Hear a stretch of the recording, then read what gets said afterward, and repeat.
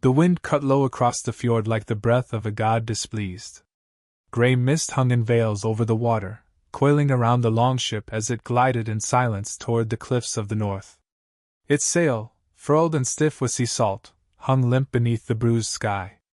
The oars, carved from ash and blackened by years of voyage, moved not by hands but by unseen pull, as though the ship answered a summons older than memory. At the prow stood Eirik Hrafnsson, his wolf pelt cloak soaked through, the iron of his axe head gleaming dully with the sweat of mist. The men behind him, hard-eyed, broad-shouldered, gripped their weapons with a quiet unease, their breath white on the air. They had heard the stories, whispered in the mead halls of Skjold and carved into the bones of seers, a forest beyond the known lands, black with age, guarded not by men but by spirits. A tribe of no name, no allegiance, no kin to the north or south. A tribe said to unmake warriors, not in battle, but in their sleep, in their marrow, where courage turns to rot. The shore emerged from the fog like a secret being remembered. Jagged rocks jutted from the shallows, stained red by iron-rich tides and perhaps more. Above them, trees towered, older than the Allfather's wrath, thick-trunked and crooked as if grown in torment. Their needles shed a scent of rot and resin, bitter as old blood. Ravens circled in silence. Not one cawed. Eirik leapt from the hull with a splash and trudged ashore, boots sinking into black sand that clung like ash. His men followed, some muttering prayers to Odin, some whispering charms taught by witches long disavowed. The forest loomed ahead, impenetrable.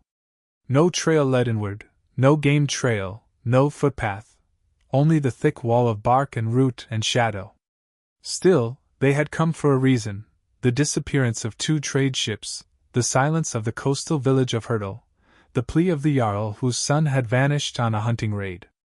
Eirik, bound by oath and blood, had followed where others faltered. They moved in formation, shields raised, axes drawn, but the forest swallowed sound. Their footfalls were muffled by thick moss, their voices deadened. Even the creak of armor seemed hesitant. Trees groaned faintly above, not with wind, but with memory. Here, the light dimmed not with cloud but with canopy. The sun itself seemed loath to enter. Time bent in this place. Hours felt long and short at once, and the cold was a crawling thing, sinking through fur and flesh. They passed stones etched with unfamiliar runes, spirals and claw marks, some still wet as if carved moments ago. Eirik paused at one, his fingers grazing the grooves. Heat surged from the stone, unnatural and humming with unseen rhythm. He stepped back. Behind him, Bjorn the younger spat. "Witchcraft," he muttered. Eirik nodded but pressed onward. To retreat now would be to die a slower death, haunted by cowardice, mocked by the gods. They reached a clearing as sudden as thunder. The trees ended in a perfect ring, as if cut by blade or spell. At the center stood a structure of wood and bone, a longhouse sunken into the earth, its thatched roof overgrown with thorn vines. Totems flanked the entrance, effigies bound in hair and cloth, faces painted with ochre and ash, their mouths sewn shut. A fire burned at the center, though no smoke rose. Eirik raised his hand to halt the others and stepped forward alone. The air thickened, pressing against his chest like a dying man's breath. He pushed the door open, and darkness met him, not emptiness, but a darkness full of watching. Shapes moved within, slow and silent. A woman stepped forward, bare feet silent on the earth-packed floor. She wore a robe of pine needles and raven feathers, her face hidden by a mask carved from bone, long and narrow, the eyes hollow. Her voice was low and cracked like tree bark. "Why do you cross the vale, Wolf-son?" Eirik's mouth was dry. "We seek those who vanished, warriors, traders, kin. You know this." The woman tilted her head. Behind her, more figures emerged, tall, thin, and silent, cloaked in forest filth, faces obscured by roots and antlers. One held a staff of twisted birch, its end dripping with black ichor. Another bore a spear not of metal, but of stone and fire-hardened wood. The woman moved closer, her mask nearly touching Eirik's brow. "They were taken by oath. Blood calls to blood. They crossed what should not be crossed." Her hand reached out, thin and gnarled, touching his chest. Heat and cold surged through him at once, and in his mind flashed visions, men screaming in their sleep, their bodies hollowed by shadow, trees bending to whisper names no longer spoken, a great wolf crowned in stars devouring a moon carved from bone. Eirik stumbled back, breath ragged. "What are you?" he growled, though his voice trembled. The woman's mask turned toward the fire. "We are what the North forgot." Behind her, a chorus of whispers rose, not from mouths, but from earth and wood and wind. His men stepped forward, weapons ready, but the woman raised one hand. They stopped, not by force, but by command deeper than flesh. Her voice became many, layered and old. "Return now, before the roots take you. This forest hungers not for war, but it does not starve." Eirik looked to his men. Some shook, some wept. One had dropped his axe. The forest pressed in, the clearing shrinking as the trees seemed to move closer. The woman turned and vanished into shadow, her kin following without a sound. Eirik backed away, step by step, never turning his back to the house. The others followed. When they reached the treeline, the mist swallowed the longhouse whole. Not one man spoke until they reached the shore. The longship waited, untouched, though no tide should have held it there.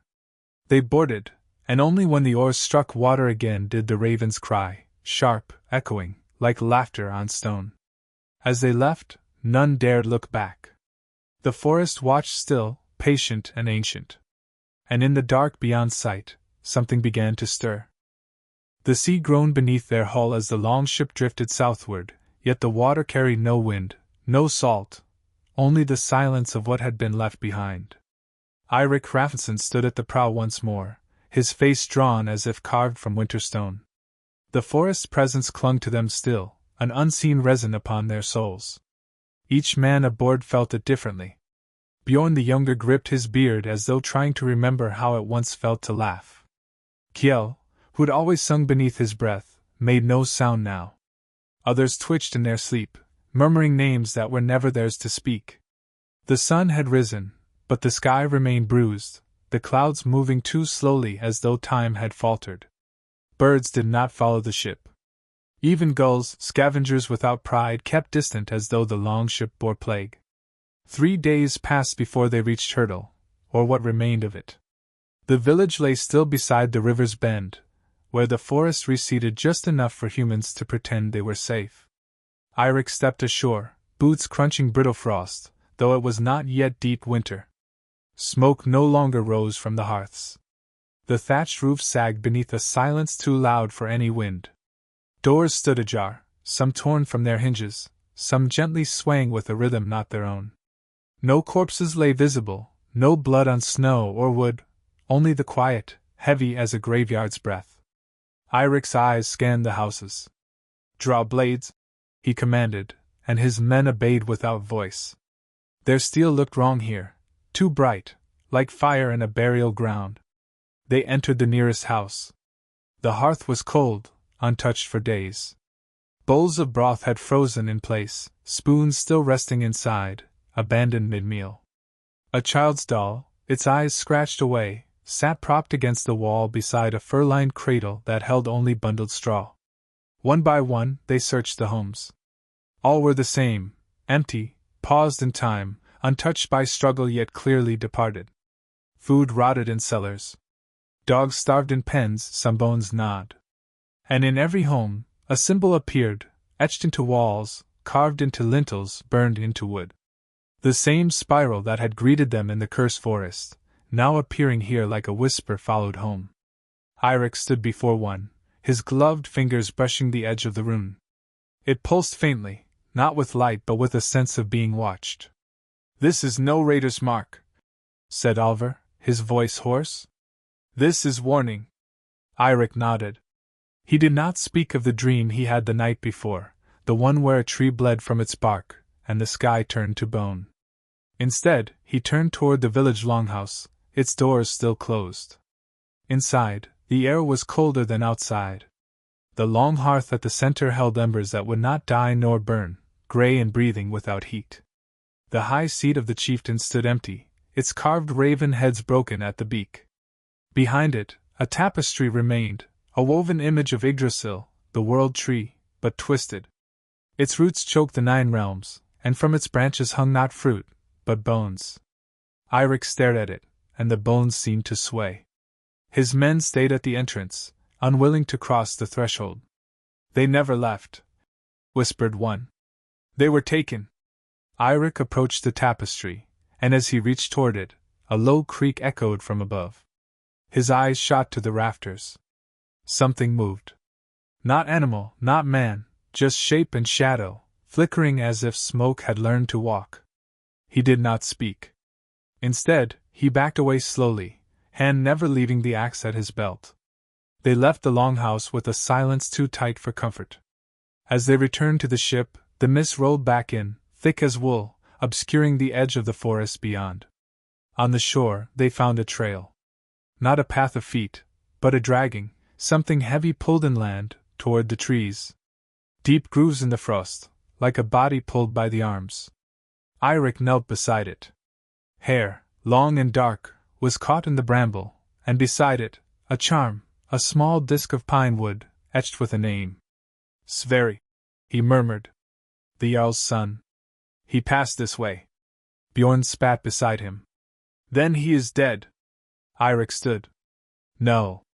Not yet. The forest would not let him die quickly. The men exchanged uneasy glances. To return was to disobey the laws of gods and reason. Yet to leave now would be to deny the oath that held their blood. Eirik looked toward the tree line, where shadows moved like breath. We go tomorrow. At first light. That night, they made camp beside the frozen river, lighting no fires. The stars above seemed fewer now, scattered thinly across a sky the color of drowned iron. Wolves howled, but their cries were distant, distorted. One man, Eric the Red-Handed, began muttering in his sleep, twitching and gasping. Alvar shook him awake, but Eric's eyes remained unfocused. The roots, he whispered. They grow through the eyes. They feed on sight. He would not speak again. At dawn, he was gone, no prints, no trail, no sound. Only a line of pine needles where he had laid, and the faint scent of myrrh, though no one had brought such a thing. Eirik stood above the empty bedroll, jaw tight. We go now, he said. Before the forest takes more. They armed themselves, braided runes into their leather, whispered prayers to Thor and Tyr. Some bit their own palms, smearing blood on their foreheads. Desperation makes all men believers. As they stepped once more into the shadow of the trees, the wind ceased, and the sky darkened, not with cloud, but with presence. The forest greeted them not with sound, but with knowing. The roots beneath their feet throbbed faintly, like veins. And deeper still, past bark and shadow, something listened. Something old. Something waiting. The trees pressed close, tighter than before, as if the forest itself sought to test their resolve. The warriors moved in a slow, deliberate column, axes ready, eyes darting between roots that slithered like limbs half buried in soil. Light filtered through in weak shafts, barely enough to see the ground, and what light did reach them felt wrong, pale and green, as though stained by moss and memory. Eirik walked at the front, his every step measured. The silence had deepened, and not even insects stirred. Occasionally, the brittle snap of a twig or the shudder of a branch far above would ripple through the hush, but no cause ever revealed itself. The air smelled of wet bark and something sweetly foul, like decay that had waited too long to be noticed. Bjorn muttered a prayer beneath his breath, one taught by his grandmother, a hedge witch from Norland who had once claimed to speak to wind. No one mocked him for it now. They passed a tree whose bark was split, and weeping a thick black sap, congealed like coagulated blood. At its base were bones, dozens, maybe more, bleached and brittle, arranged in a spiral that matched the runes they'd seen. Some bones were large and human-shaped. Others were not. Kjell knelt beside them, touching one carefully with his knife. Clean, he said. Picked bare, not by beast. Not natural. Eirik said nothing, only gestured for them to move on. His gaze lingered on the branches above, where something had left long gouges, like claws made of stone. The path ahead narrowed until they walked single file. The earth was soft and wet here, sucking at their boots, and the moss glowed faintly as if remembering starlight. Then they heard it, a sound not made by beast or bird. A chime, like bone striking bone, rhythmic and deliberate. They followed the sound with caution. It led them to a clearing, though the sky above remained hidden. In its center stood a circle of stones, each the height of a man, etched with runes too worn to read. Atop each stone sat a skull, some human, some animal, some either. In the middle stood a figure, draped in robes of ivy and fur, turning slowly with arms raised. In its hands it held two femurs, which it tapped together in ritual cadence. It wore a mask of bark and horn, its eye holes hollow. When it saw them, it did not stop. Instead, it turned its masked face toward Eirik and lowered the bones. "You tread deep," it said, its voice neither male nor female, but something older, like wind groaning through caverned stone. "Too deep for oaths. Too deep for gods." The men readied weapons, but Eirik held out a hand. "We seek Sverri of Hurdle," he said. "The forest took him. We come to take him back."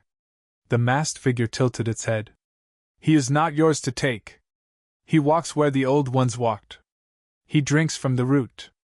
It stepped aside and pointed to a tree at the edge of the stone ring.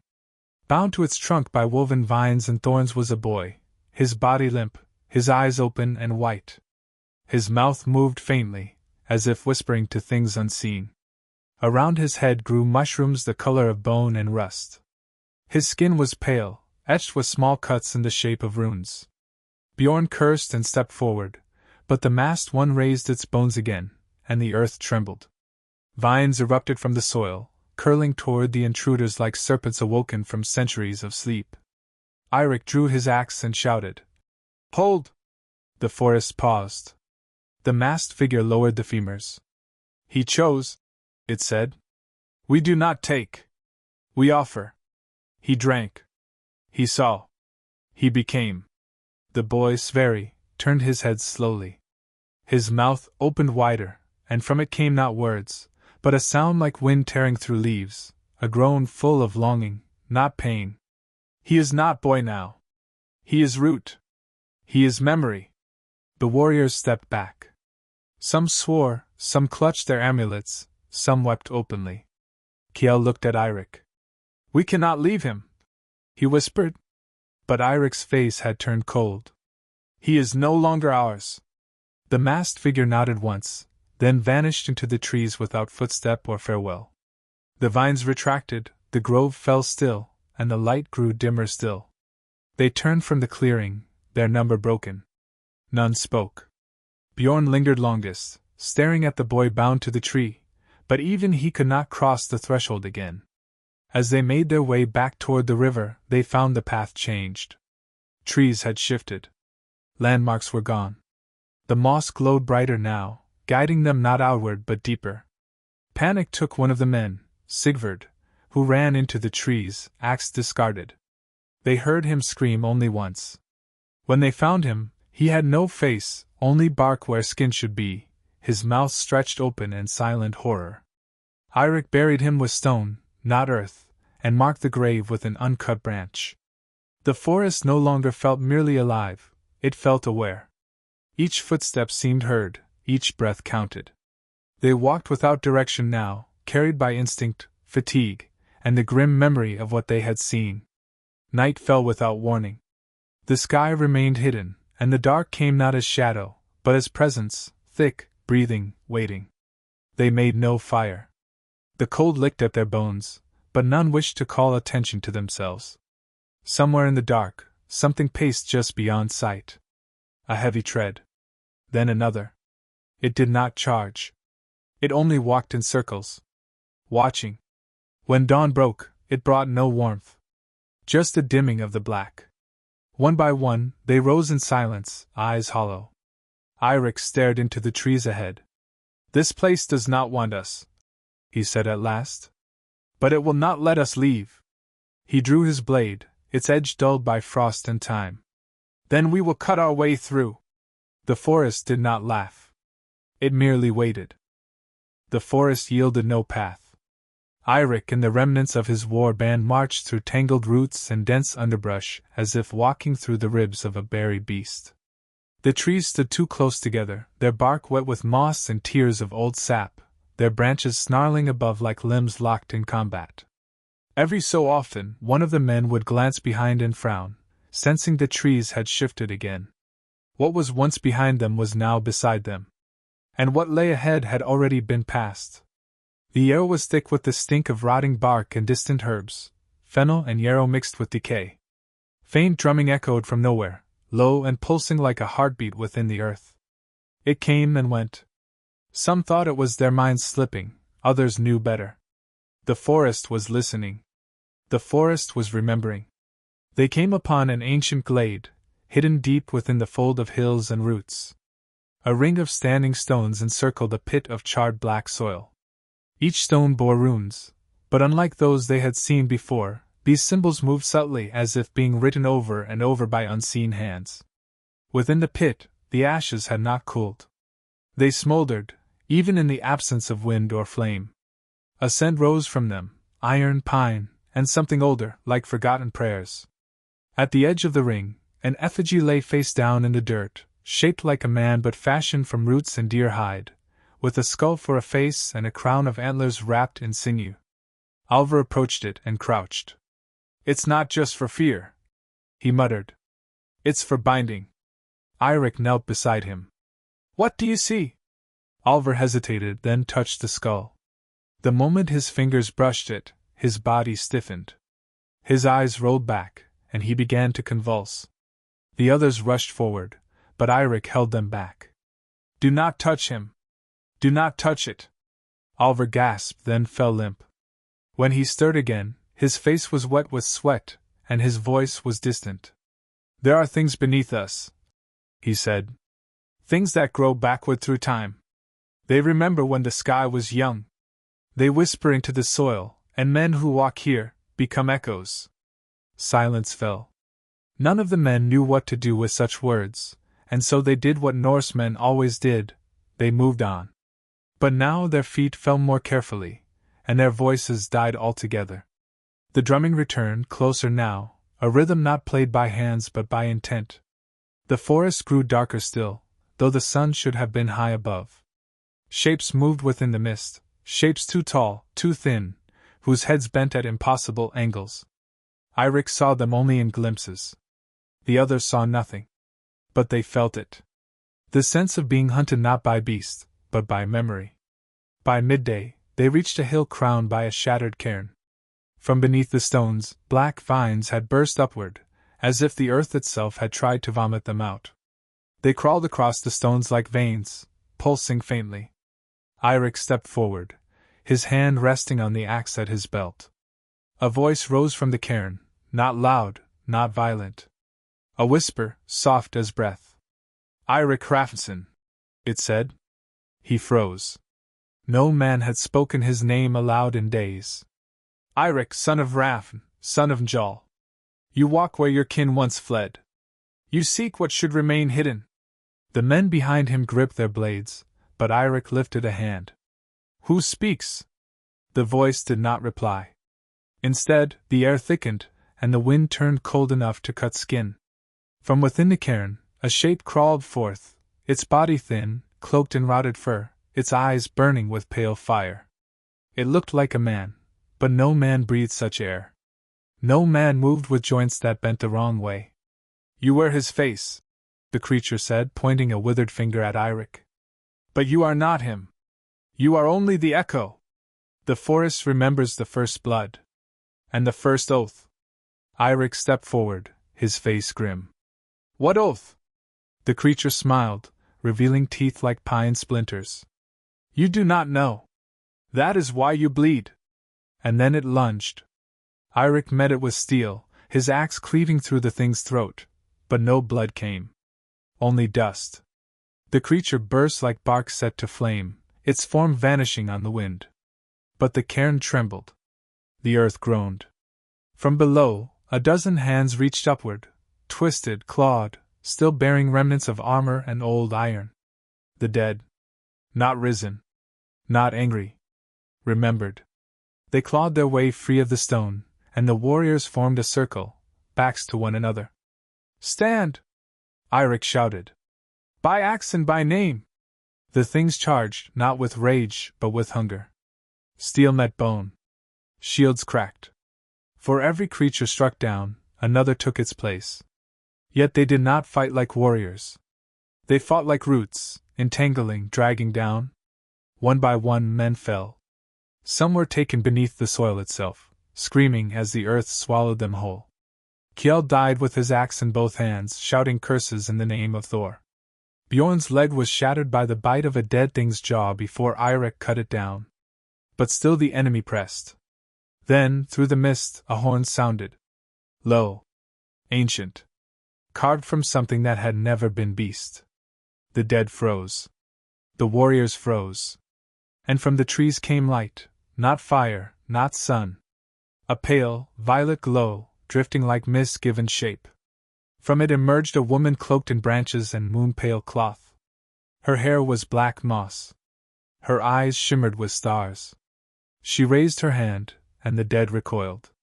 They are not for you, she said. Her voice made the trees bow. Not yet. And with that, the creatures turned and crumbled, like ash before wind. Only silence remained. The woman looked upon the men. You walk paths that belong to others. You tread on names forgotten. Eirik stepped forward, blood running down his arm. We seek only what was taken. Her eyes met his. Then you must give, before you receive. Blood for blood. Root for root. She turned and vanished into the dark. And the forest closed behind her. Night fell like a curtain of iron over the forest, thick and breathless. The wind ceased to stir. Even the air, once sharp with frost and pine, now lay heavy and damp, tasting of wet leaves and secrets too old for memory. Eirik and the few who remained gathered around a dying fire, its embers dull and choking in the cold mist that crept like a living thing between the trees. No words were spoken. Not because there was nothing to say, but because speech had grown too fragile a thing, too easily shattered by what they had seen. The dead that bled dust, the cairn that moaned, the woman of light and shadow who had turned the earth-born horrors to ash with a whisper. The world they had entered no longer played by the rules of men. They were intruders in a place older than gods. Eirik sat with his axe laid across his knees, his hands clenched as if holding the silence at bay. Across from him, Bjorn's face was pale beneath the grime and dried blood. His left arm hung useless, broken at the shoulder. He stared into the fire, unblinking. Alvar whispered to himself, fingers tracing the same rune over and over in the dirt, an old protection sigil, once taught by a blind Volva who died laughing. Of the war band that had followed Eirik into the forest, only 6 remained. They had no bearings, no trail, and no hope of retreat. Yet something in Eirik's eyes still burned, not madness, not courage, something older. A refusal to vanish. At dawn, the mist had thickened into a pall, hanging low and white, swallowing the trunks of trees and masking the shape of the land. But within it, a path appeared, not marked by stone or step, but by change. The trees along it bent outward, their bark flayed as if in supplication. The ground grew harder, the moss darker, slick with dew that shimmered like oil. Without word or vote they followed. Each step was a gamble against the forest's will, but standing still offered only the slow death of madness. The path led them to a hill crowned with stone, a ring again, but smaller, broken, shattered as if some titanic force had once struck it from above. In its center lay a hole, square and black, framed by rune-etched stones slick with moisture. From within rose a draught of air, warm and foul, like the breath of a buried beast. This is a barrow, Alvar muttered. An ancient one. He pointed to the runes, fingers trembling. These are not Norse. Not Celtic. Not even Roman. They're older. These are bones etched by the first men who ever feared the dark. Eirik stepped to the edge. The pit seemed bottomless, a throat into which the world had whispered its grief. We go in, he said. Bjorn barked a bitter laugh. And if it eats us? Irik's eyes did not leave the black. Then it swallows warriors, not cowards. One by one, they descended. The stone steps were slick with moss and slime, winding deeper into the hill's belly. The walls narrowed. The air grew warmer, more humid, heavy with the scent of myrrh and decay. They descended until the daylight vanished entirely, replaced by the faint glow of bioluminescent fungus growing in rivulets along the cracks. At last, they emerged into a chamber carved from the stone itself, lit by no fire, yet faintly illuminated by veins of pulsing blue running like lightning through the ceiling and walls. The floor was flat and bare, save for a slab at the center, an altar, though not one of worship. Laid upon it was a skeleton, wrapped in remnants of cloth and armor so old they crumbled at a breath. Its skull bore a crown of woven branches fused to bone, and its hands had been nailed in place with obsidian spikes. Runes surrounded it in perfect rings, etched deep, their edges still sharp. As they approached, the runes flared. Light swirled. The air screamed, not with sound, but memory. Images burst behind their eyes, a tree burning under a sky of ash, a man swallowed by roots, warriors screaming in a forgotten tongue as shadows peeled their souls from bone. Then the voice returned, the same that had spoken from the cairn. But this time, it echoed from every surface, from the air, from their own bones. "You come seeking what was not lost," it said. "You seek to mend what was never yours. Blood walks the roots again. The old forest remembers." Irik stepped forward, fists clenched. "Then let it speak clearly. What must be done?" The chamber trembled. The skeleton on the altar turned its head, though no flesh remained. Its empty sockets locked on Irik. "One must remain," the voice said. "One must take root, so others may leave. One must carry the name below." Alva recoiled. "It demands sacrifice." The runes flared brighter. "It demands memory. Not death. Not pain. But the binding of one to soil. One must become seed." The men exchanged looks. Some cried. Some laughed bitterly. Bjorn stepped forward, breath unsteady. "If it must be one, then." But Irik raised his hand. "No." His voice was calm, resolute. "I brought us here. I carry the oath. I will be the root." They tried to speak, but he was already moving. He climbed the altar. As he lay beside the ancient bones, the crown of branches lifted from the skull and hovered above him. The roots beneath the floor began to stir. The altar split open. Tendrils reached for him, not as a beast, but as kin greeting kin. As they wrapped around his limbs, his breath slowed. The roots pierced skin gently, like a memory returning home. His eyes turned white. And then the crown descended. A flash of light. A roar of silence. And then peace. The voice spoke once more. "The path is opened. Go." The men turned. The steps behind them now glowed. They climbed not with hope, but with the weight of what had been given. When they emerged, the sky was blue. The mist was gone. The forest stood still. But behind them, the hill pulsed. And beneath it, Irik Hrafnsson dreamed in roots. The wind met them like a stranger, cool, moving, alive. For the first time in what felt like lifetimes, the branches above swayed to a rhythm that belonged to the world of men. Light spilled down through the canopy, pale and gold, not the sickly green or violet haze that had haunted their every step before. The birds returned in sound first, thin whistles and distant cries, hesitant but real. Bjorn stood at the tree-line and stared into the openness beyond, the rolling mossy knolls and the shimmer of distant river light. His legs wobbled beneath him. Alvar stepped up beside him and knelt to touch the earth. It felt dry. Warm. Real. He didn't speak. No one did. They had escaped the deep wood. But the word escape felt dishonest, like calling a grave a homecoming. Behind them, the forest pulsed with the quiet of something fed. There were 5 of them now. Just 5 men from the 12 that had set foot beneath the trees. And none of the 5 bore the same face they had worn on that first morning. Their beards were matted, their eyes sunken, and their spirits bent not by battle wounds but by the slow, devouring toll of all. Each bore new scars, not all visible. And each carried silence like a second weapon. They did not speak of Eirik. They could not. His absence was too large, too rooted. He was no longer among the living, and yet not dead. He had become part of something deeper. Something green and endless.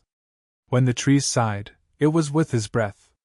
They made their way back to Hurdle, unsure of what they'd find.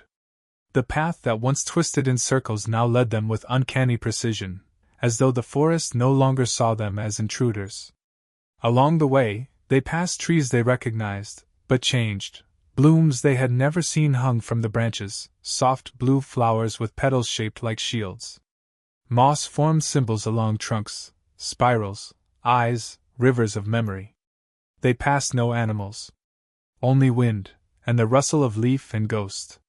When they reached the village, they stopped in disbelief. Smoke curled from chimneys. Doors stood open.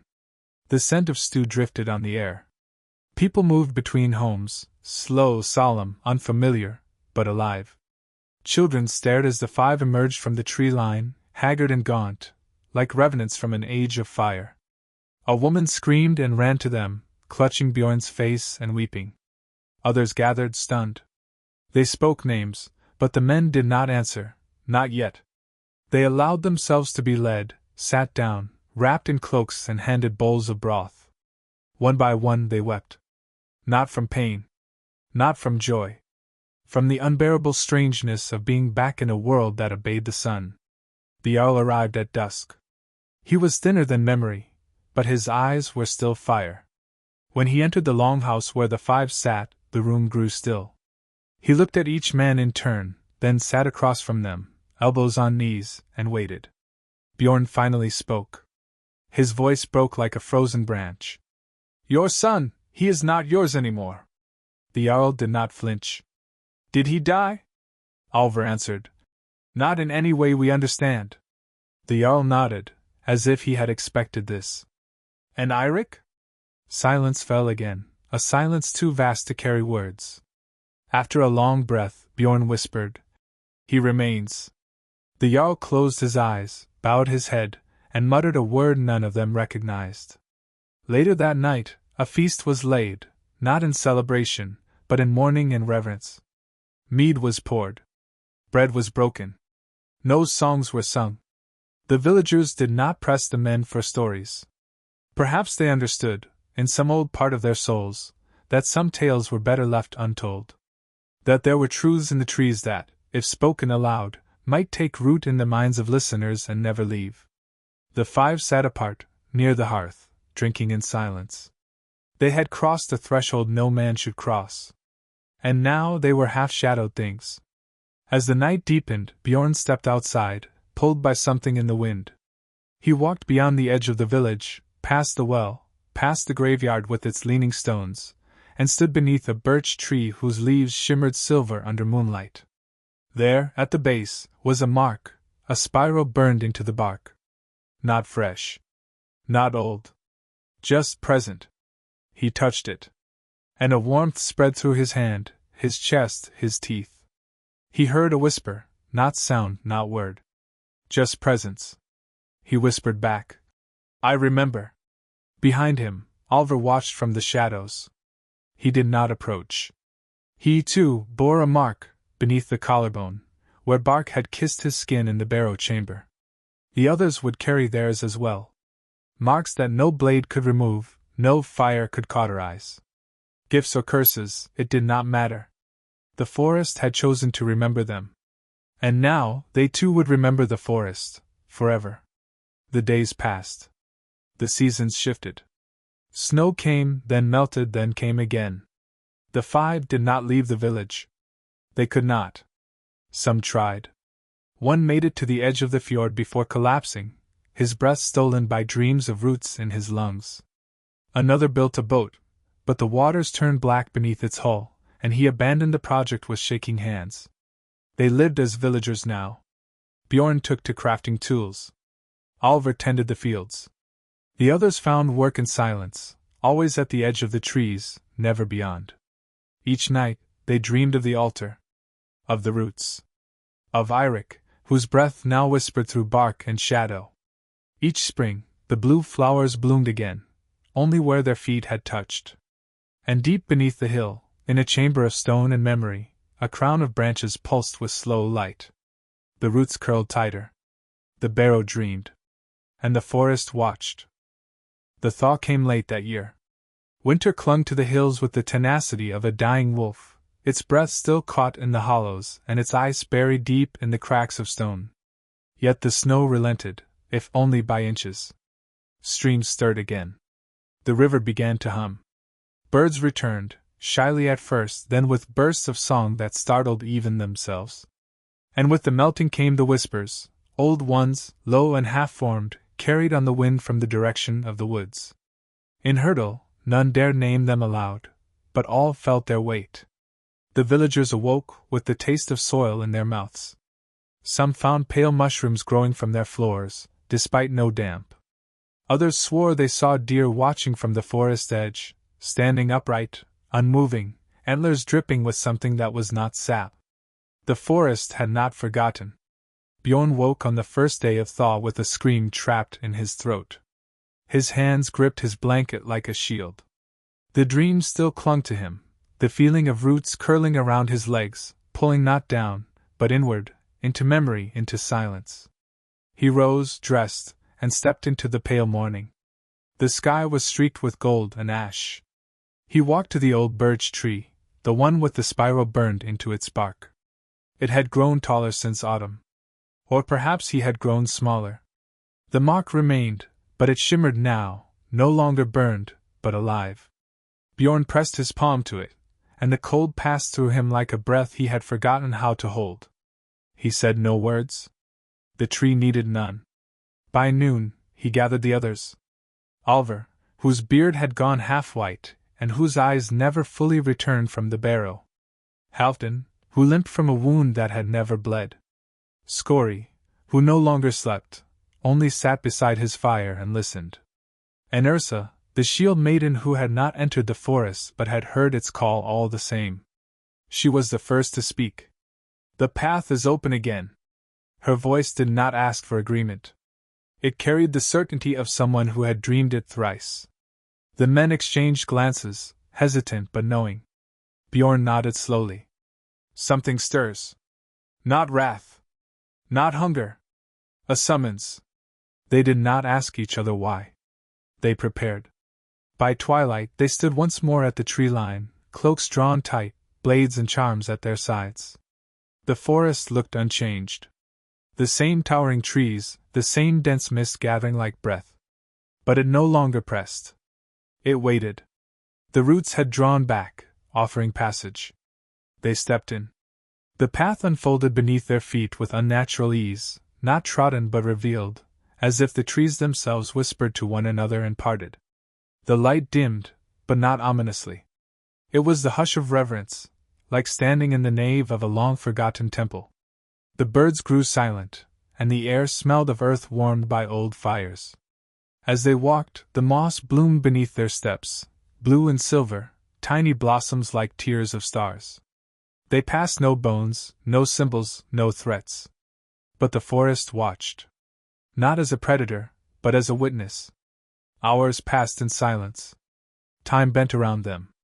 The sun neither rose nor fell. Eventually, they arrived at the hill. It looked the same, and utterly changed. The crown of stone still stood, but it no longer crumbled. The roots that once pulsed with dread now hummed softly with rhythm. The entrance to the barrow was open, wide and warm, like a hearth's mouth. Light spilled from within, golden, not violet. A smell of herbs and smoke and old cedar drifted out. They entered. The descent felt shorter. The path smoother. They walked with bare hands, blade sheathed. At the base, the chamber glowed with life. The runes on the walls pulsed gently. The altar no longer bore the skeleton. It bore a tree. A sapling, twisted and strange, yet unmistakably alive. Its trunk was pale as bone, its leaves the color of deep ocean. At its roots, the stone bore an inscription none of them remembered carving, but each recognized. Eirik Rafferson, root-bearer, Oathkin, forest-bound. Bjorn stepped forward and fell to his knees. He bowed not to the tree, but to what it meant. "He is not dead," he whispered. "He is the seed." Oliver placed his hand upon the bark.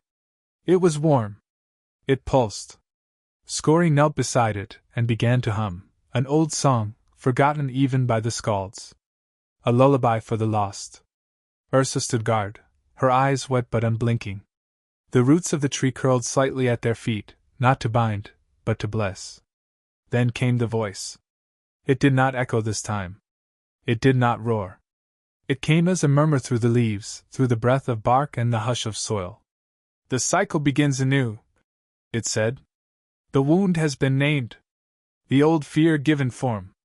You have not conquered the forest. You have become part of it." The leaves trembled, and a single seed dropped from a branch, smooth, round, glowing faintly.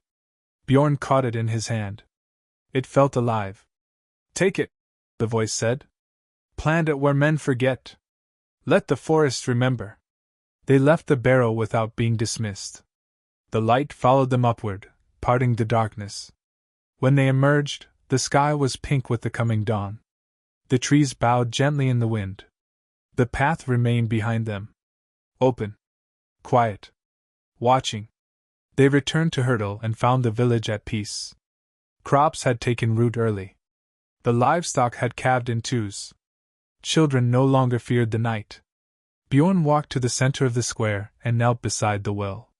He dug with his hands, slow and reverent, until he reached soft soil. Then he placed the seed, covered it, and whispered, "Grow where we forget." That night the stars returned, more than before, brighter than memory. And somewhere deep beneath the earth, Eirik dreamed again. The spring after the seed was planted arrived not with thunder or bloom, but with a hush that lingered over Hurdle like the silence after a great story has been told. Snow melted without flood. The river ran clearer than the old men remembered, and in the hills, deer stood still for moments longer than natural, their eyes fixed on the village as if waiting. Crops broke soil early, not in abundance, but with purpose, each stalk of barley rising like a spear held aloft in some forgotten oath. Children laughed again, though the oldest among them sometimes stopped mid-play to stare at the well, where moss now curled in unfamiliar patterns and tiny blue flowers grew without root. The tree had not broken the surface, not yet, but the earth around it felt warm, rich, vigilant. When the wind blew, it sang, though no voice led the song. Bjorn had changed. All five of them had. He spoke less, listened more. His axe, once carried always, now rested untouched above his hearth. He woke each morning before the sun and walked the village boundaries, never venturing into the forest, never needing to. When asked what he saw, he simply said, "Signs." Oliver kept to his forge, but he crafted no weapons, only tools, always in odd sets of 7. He began engraving symbols along the handles, none from any known tongue. Scory taught the village children how to sit in silence, how to hear the wind beneath the wind, how to speak to stones. Halfdan sang in the longhouse, but only at dusk, when the fire turned to embers and shadows leaned inward. His voice was hoarse, broken by grief and wonder, but the old songs came back through him, unbidden, whole. Ursa, who had not gone into the forest but had watched it every day since, came to Bjorn one morning with eyes wide as frost pools. "Something is coming," she said. "Not from the forest, but toward it." They climbed the southern ridge, where the trees broke just enough to see the distant coast. There, across the valley, torches flickered, too many for a hunting party, too slow for merchants. A war band. Foreign. Banners high, iron bright even through the haze. Their movement was orderly, confident. Raiders, perhaps, or a Jarl's expedition. But they bore no colors of the nearby clans. "They march as though they own the path," Bjorn muttered. "But the path is not theirs." The villagers gathered. Fear stirred, not the screaming kind, but the ancient sort that settles low in the belly. The elders remembered the old days, when steel spoke louder than kinship. But these villagers had learned something else.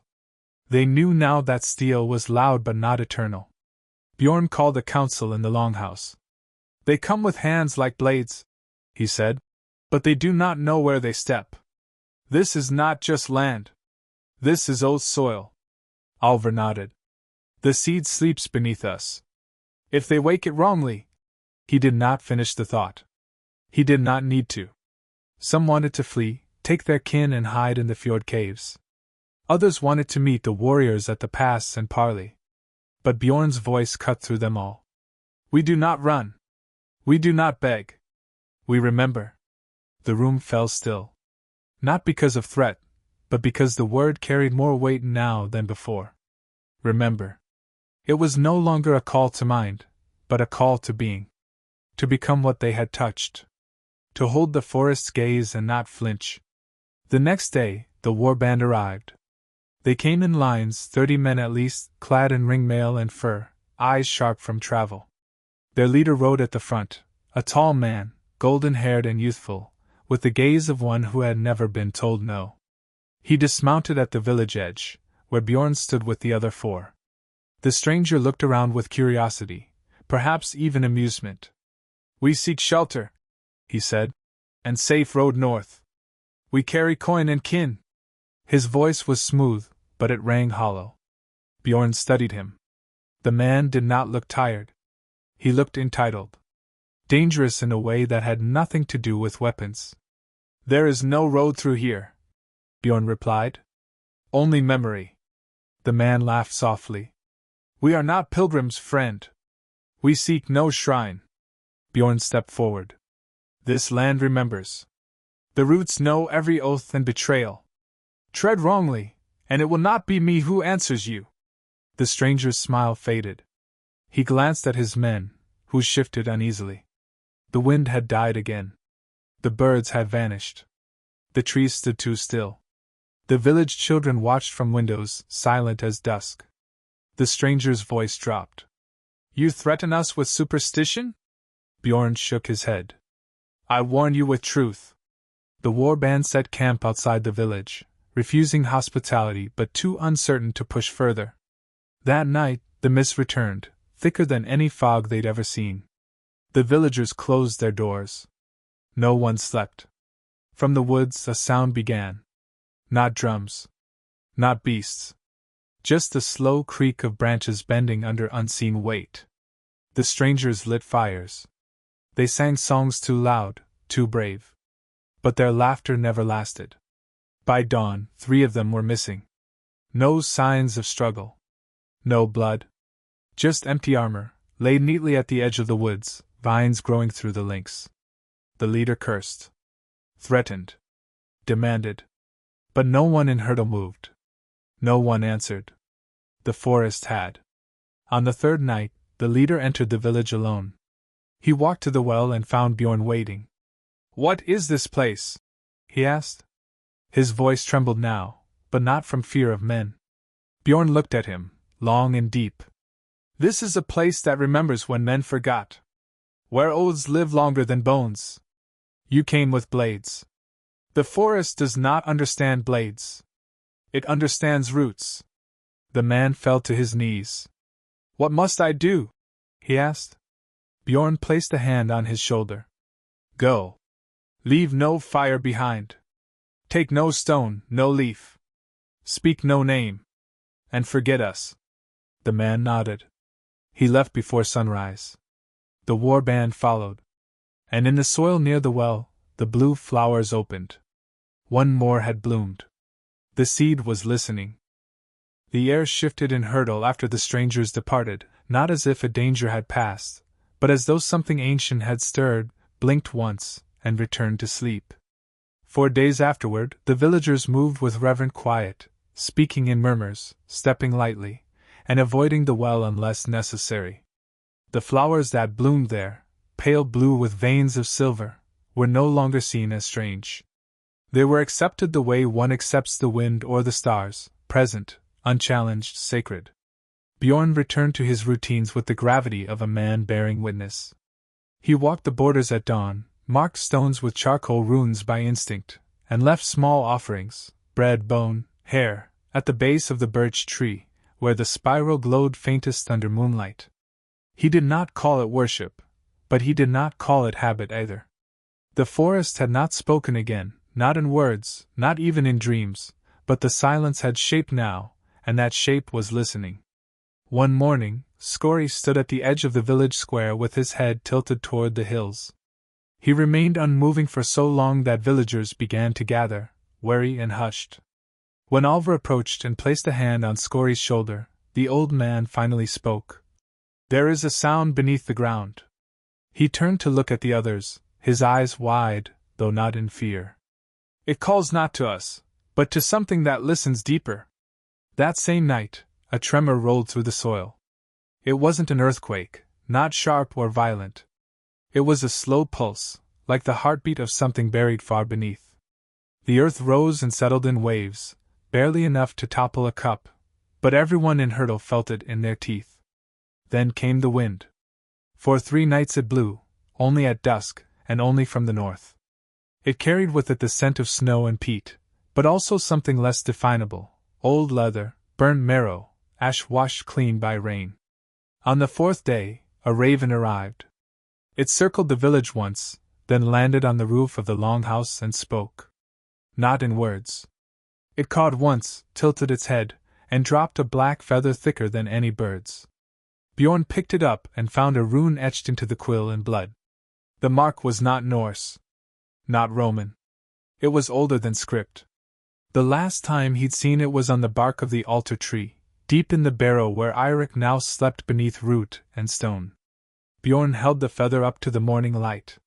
It shimmered with a hue not seen in nature, a shade between shadow and dawn. That night, Bjorn gathered the 4. "The forest remembers," he said. "But something else is trying to make it forget." They stood around the well, where the newest flower had withered despite fresh soil and sun. Alvar brought the old sword of his father, rusted but strong.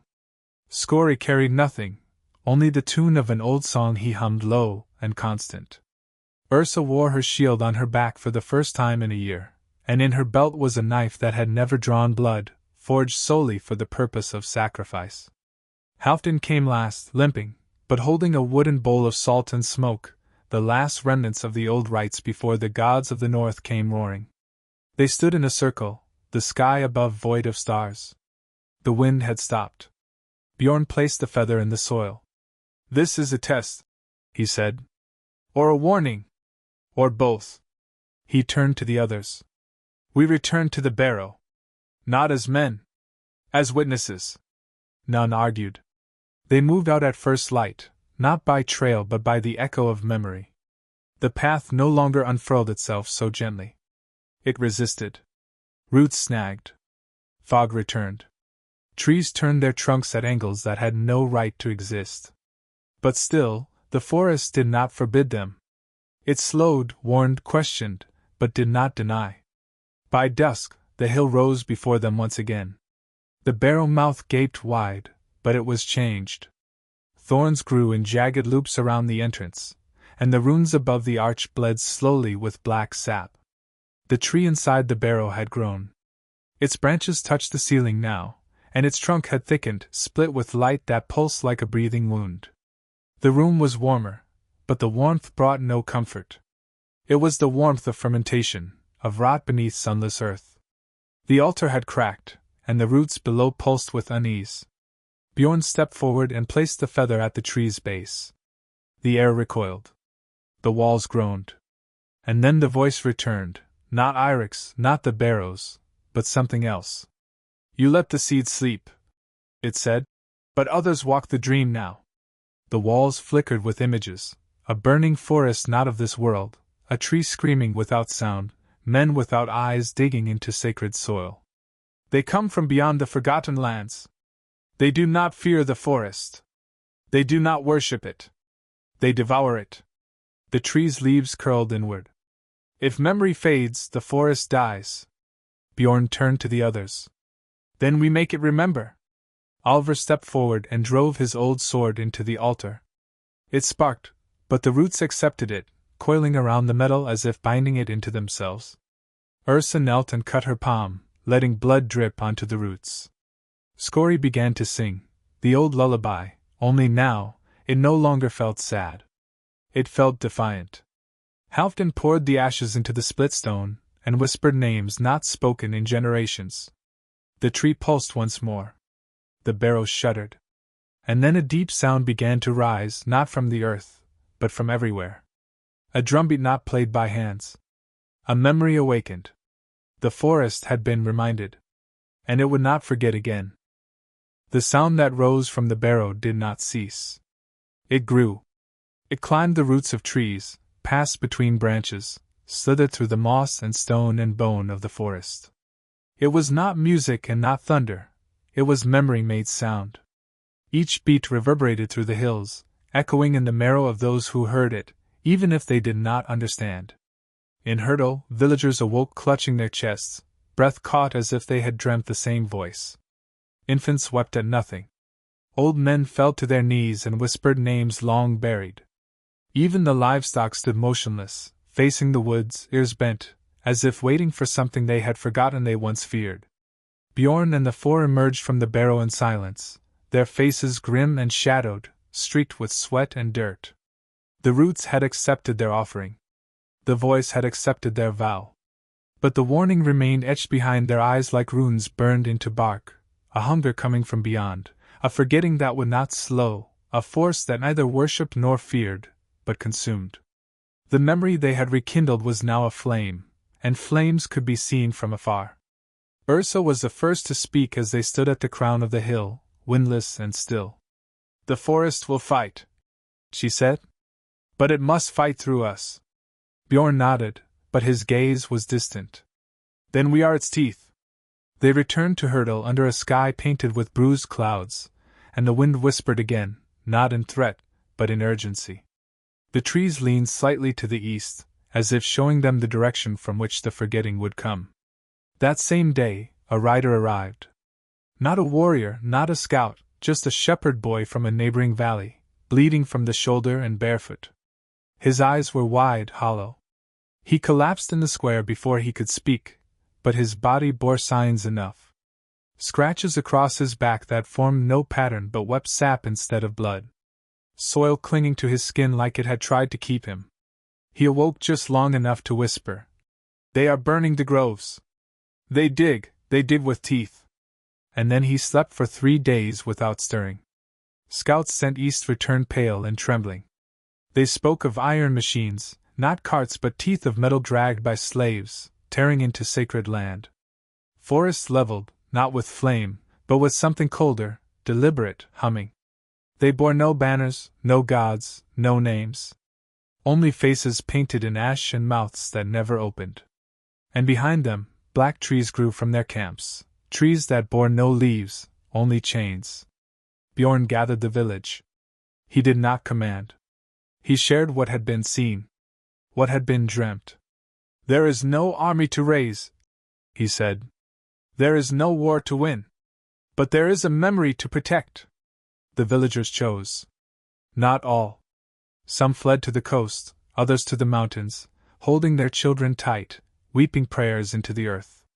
But many remained, farmers, smiths, weavers, old warriors who had not drawn blades in 20 winters. They did not prepare fortifications. They planted new seeds at the edge of the forest, singing the old tunes as they did. They carved runes not to bless weapons, but to remind the soil of their names. Alvar forged nothing new but reforged everything old, plowshares turned to blades, chains to spears, bells to hollow horns. On the 7th day, the forgetting arrived. Not a thunderous charge, not a siege. They came like a sickness. Figures in ash-white cloaks with faces masked in bark, their hands black with oil, their breath measured and without fog. They marched without speaking, without fear. Behind them, the land died. Grass turned brittle, streams hissed and retreated into stone, birds fell mid-flight. Trees did not burn, but bent until they broke, as if choosing silence over submission. Bjorn stood at the field's edge, axe in hand, his other hand bare and resting on the soil. The others stood with him, Alvar with his reworked iron, Ursa with her untouched blade, Scory humming louder now, Halfdan with salt lining his brow. The villagers behind them held torches, not for flame, but for memory. The enemy stopped just before the reach of the first root. One step forward, a man, perhaps, though the shape was wrong. Too tall. Limbs slightly too long. His mask split open, not to speak, but to release a sound. It was static, wind, decay? A denial of voice. Bjorn responded not with words, but by planting the haft of his axe into the earth. The ground trembled. Roots surfaced like serpents waking from slumber. The first wave of the enemy stepped forward, and vanished.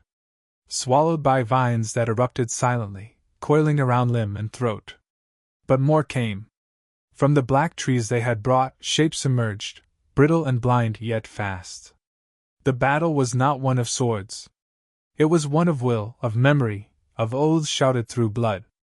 Villagers fell, but not empty. Each cry was a name offered to the soil. Each wound fed the barrow. Bjorn fought like one possessed. Not with rage, but with grief. With remembrance. When his axe shattered, he used a branch. When the branch broke, he used his fists. When those bled, he used words, names, blessings, the lullaby Scory once taught him. Alvar died laughing, impaling 2 mask wearers with a plow. Ursa stood her ground until her blade finally tasted blood. Halfdan burned the black tree with a bowl of salt and his final breath. Scory sang until the roots took him whole. And then the barrow pulsed. From the hill, a light rose, not bright, not divine. Soft. Green. Old. It moved like breath. The enemy halted. Masks cracked. The soil split, and from the wound rose a figure, not man, not tree, but both. Bark and flesh, eye and leaf. Eirik Hrafnsson, reborn not as warrior, but as root bearer. His voice came not from mouth, but from wind, from leaf, from every stone that remembered. "You will not take this," he said. The forgetting recoiled. And for the first time, it screamed. And then the forest fought back. The scream of the forgetting split the sky, a sound like shattering ice mixed with weeping steel, the cry of a world that had never learned how to feel until it was forced to. It echoed across the ridges, bouncing through hollows and treetops, ripping birds from the air and stilling every breath within the forest. Yet even as it howled, the roots rose. Thick and black-veined, ancient tendrils of memory burst from the soil with a speed and fury not of nature, but of retribution. They wrapped around the masked invaders and crushed without sound. Masks cracked, barkskin tore, and what lay beneath was not blood, but dust. No bones. No voice. Just dust. The forest had remembered its pain. Now it would make them remember theirs. Eirik Hrafnsson moved like a storm-given form, his limbs half-human, half-oak, every motion creaking with power and grief. Vines hung from his shoulders like a king's cloak, and his eyes glowed with a deep, slow green, the color of moss beneath riverstone. He did not speak again, but wherever he walked, the roots followed. Trees bowed in his presence. Stones split to let him pass. He moved through the battlefield with deliberate steps, unhurried, unstoppable. Behind him, the villagers followed. Some wept openly, not from fear, but from the weight of it all, the burden of witnessing a soul so fully bound to the forest that the line between man and myth had been erased. The masked ones fought still, but their strength faltered. Their limbs jerked, their rhythm broken. The longer they remained on forest soil, the more their bodies unraveled, first the bark peeling from skin, then fingers stiffening, and then their breath escaping them entirely, leaving only hollow shells. Bjorn had fallen to one knee, blood leaking from his mouth, ribs cracked from the first clash, but he forced himself upright, using a sapling as a crutch. "He came back," he whispered, the words half-gasp, half-prayer. Scory, his face smudged with ash and song, leaned beside him. "No," he said, smiling faintly. "He never left." From the edge of the clearing, the black trees groaned. Their branches shuddered and snapped, and from their trunks emerged a final wave, not soldiers, but shadows, long-limbed, hollow-eyed, born of hunger, not flesh. They did not walk. They slid across the soil like smoke given shape, hands reaching, not to kill, but to erase. Wherever they touched, color faded. Flowers browned. Stone turned to chalk. One reached for Alvar's hammer, and the metal turned to dust before it could be lifted. But the forest answered. The altar hill split open with a thunderous crack, roots bursting upward in a twisting spiral. From within came a roar, not of beast or god, but of every name ever whispered at birth, every lullaby, every oath. The ground itself moved, reshaping. Trees bent together and fused, forming a wall of bark and thorn and memory. The roots tangled with the shadows, pulling them down, not to kill, but to imprison. They were dragged beneath the earth, buried not in darkness, but in remembrance. The soil sealed behind them, and the black trees withered, their branches collapsing into ash that blew harmlessly across the windless sky. The battle did not end with cheers. It ended with silence. The kind that lives at the bottom of wells and behind the eyes of old warriors. The remaining masked figures, those not yet undone, stood in stillness, staring at Eirik. One stepped forward, hand raised not in surrender, but in confusion, as if trying to ask a question long forgotten. Eirik looked at him, and in that gaze something was returned. The mask fell from the figure's face, and beneath it was not a monster, but a man, eyes glassy with loss, lips trembling. He fell to his knees and touched the soil. Then, gently, the roots cradled him and pulled him under, not with violence, but with rest. The last of the invaders followed, not resisting. They were taken in silence, into the memory of the land they tried to forget. As the sky turned silver with dawn, the forest sighed. It was not relief. It was continuation. Bjorn collapsed, too weary to speak. Skori caught him and lowered him to the moss. Around them, the villagers stood or knelt or lay where they had survived. Some tended wounds. Others sat in stillness, hands to the earth. And in the distance, the altar hill remained open, the tree above it glowing with a quiet fire. Eirik stood beneath it, motionless, as if listening to something far deeper than time. Finally, he turned to the people of Hurdle. His voice returned, but it was not his alone. It was the voice of every root, every name, every ancestor buried and remembered. You held the line. You kept the breath of the old world. You gave memory a mouth. He looked at Bjorn, at Ursa, at the children who had not fled. But the forgetting will return. It wears many shapes. It waits at the edges of map and dream. When it comes, do not fight it with steel. Fight it with song. With stories. With roots. He stepped back into the earth then, into the altar. The roots wrapped around him, and the soil closed, gently, as if tucking in a child.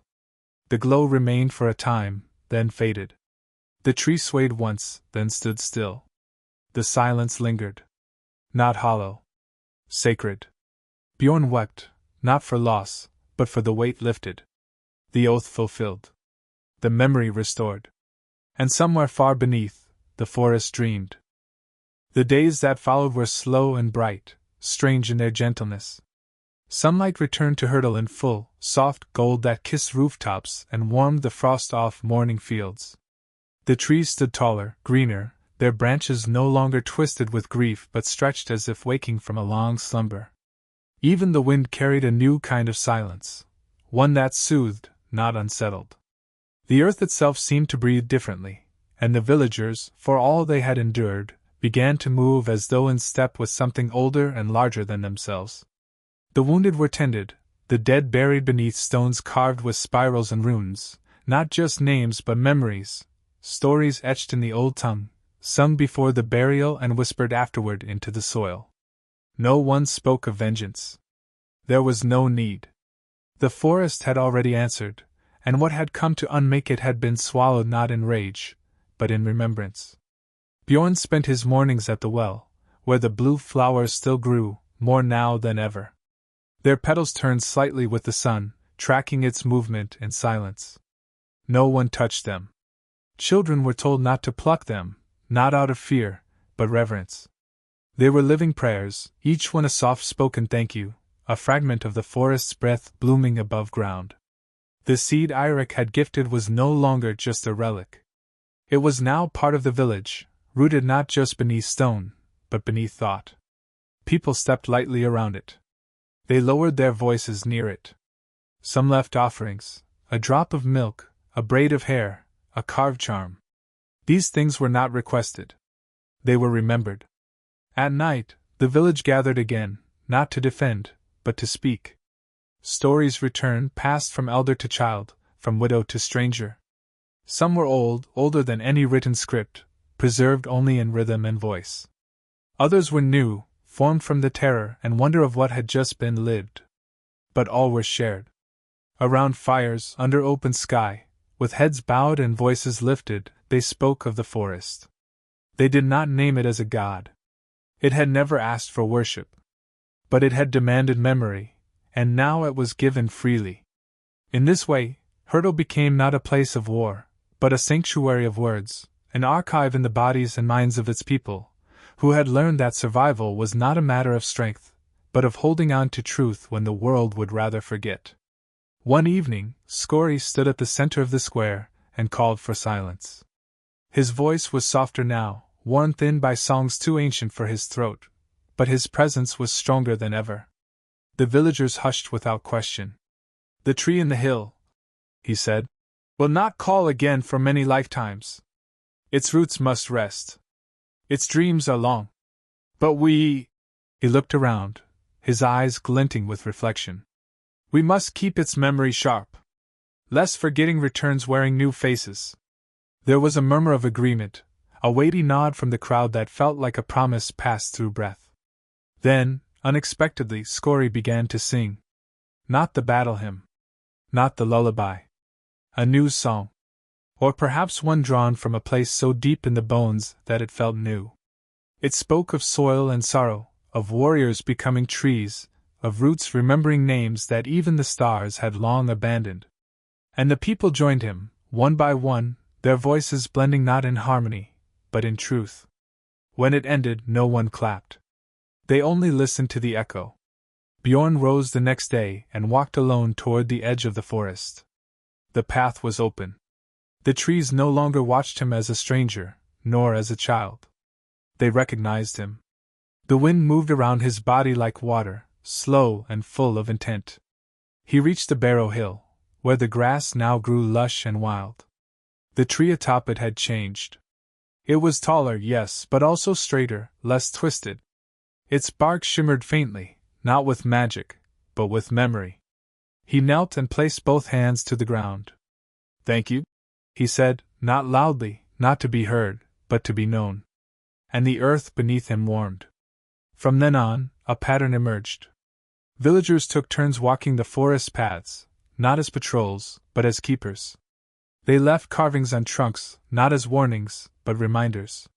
They buried jars of honey and milk at the roots of old trees, not to bribe, but to honor. No one entered the barrow again. It did not forbid entry. It simply no longer called. Some nights, faint light could be seen through the soil there, pulsing like a heartbeat at rest. Children born after the battle were marked with spirals on their naming day, not in ink or blade, but in song. Each child was given a word, an old one, known only to their family and the forest. That word would be whispered to them in times of fear, of pain, of choice. It was not a spell. It was a root, a tether to what had been endured and what must be carried forward. Time passed. Years folded into seasons. Some of the 5 grew old. Some passed into the earth. Ursa wandered west and was never seen again, but stories of a shield maiden with fire in her hands surfaced in villages far beyond the known maps. Scory became a teacher, his students fewer in number but deeper in knowledge. Alvar's forge remained cold after his death, but his tools hung untouched on the wall, still oiled, still waiting. Halfdan's bowl of salt was buried at the forest's edge, and nothing grew near it for a decade, out of respect. And Bjorn became a stone. Not literally, but in presence. A pillar around which things grew. When he finally lay down to sleep and did not rise, the village planted a tree above him. Not from a seed, but from a memory. And so it went. The forgetting never returned in that form. But other shapes came. Fire. Iron.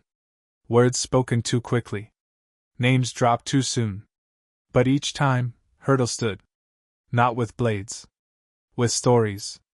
And in the heart of the forest, Beneath stone and root and ancient breath, the barrow tree still dreamed, of oaths whispered into bark, of men who bled from memory, of a people who learned to survive not by forgetting pain, but by planting it. There came a time, many seasons after the day the forest fought, when the name of Eirik Hrafnsson was no longer spoken with awe but with quiet certainty, like a stone laid underfoot, not noticed, but always felt. Children knew the tale not as something ancient, but as something within them, a truth passed down not through parchment or carving, but through the very soil in which they planted their first seeds. The village of Hurdle had changed. It had not grown in size, nor wealth, nor power. But its people stood differently now, as if they carried with them the shape of something larger, something rooted deep behind their ribs. Outsiders still came from time to time, some seeking trade, some shelter, and others truth. Those who came with open hands were welcomed. Those who came with swords quickly forgot why they'd drawn them. The forest, after all, remembered. Bjorn's tree grew tall and straight at the northern edge of the village. Its leaves shimmered a dusky green year-round, and birds never nested in its branches. Beneath it, a stone sat with no inscription, only a spiral etched by time and wind. No one tended it, yet no weeds grew near. When storms came, the tree stood unmoved. When drought came, it shed no leaves. And when children grew old enough to ask why the tree felt warm at night, the elders simply told them, "Because he still listens." It was enough. One such child was Alva, the daughter of Bryndis, who had been a babe during the days of the battle. Alva was wild of hair, sharp of eye, and quick to climb where others feared to tread. She spent her days in the trees, her nights at the feet of the old ones, and her dreams walking paths that had long since vanished from map or memory. At 11, she found a root growing beneath her floor, pale and smooth and humming with sound too soft for ears. At 12, she began to hear the barrow's breath, slow, deep, distant, as she slept. At 13, the spiral appeared on her palm, not inked, not scarred, but formed of skin and shadow, shifting faintly under the moonlight. Bryndis brought her to Skorri, whose beard had grown white as ash and whose hands trembled when he shaped words. He looked at the mark, then at Alva, and smiled, not with joy, but with understanding. "She has been chosen," he said. "Not to fight. Not to lead. To remember deeper than the rest of us can." The village whispered. Some feared. Others rejoiced. Alva said nothing. She only listened, to the earth, to the trees, to the spaces between words. She began walking alone at dusk, barefoot, humming tunes no one had taught her. Birds followed her. Foxes sat beside her without fear. And the forest never blocked her path. One autumn, as the leaves burned gold and red and brown, Alva disappeared. No sign. No farewell. No blood.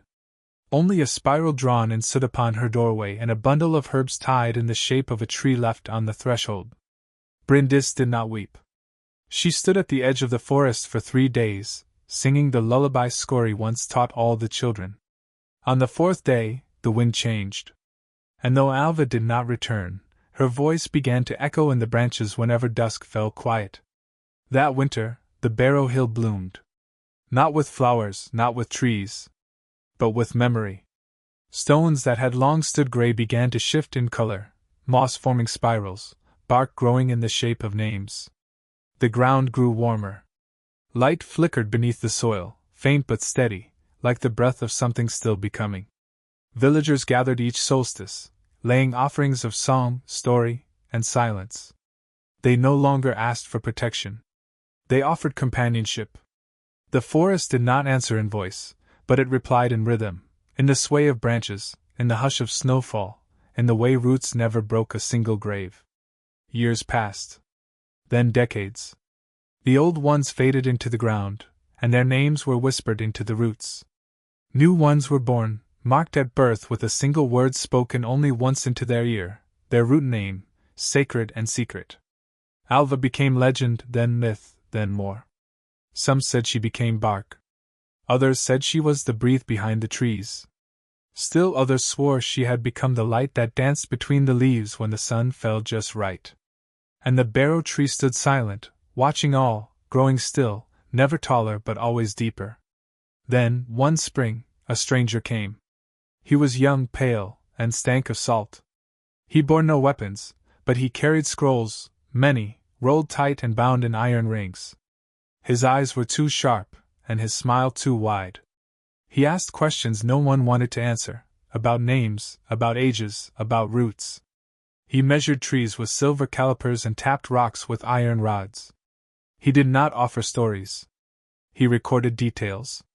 He drew lines, mapped paths, sketched spirals like they were symbols, not memories.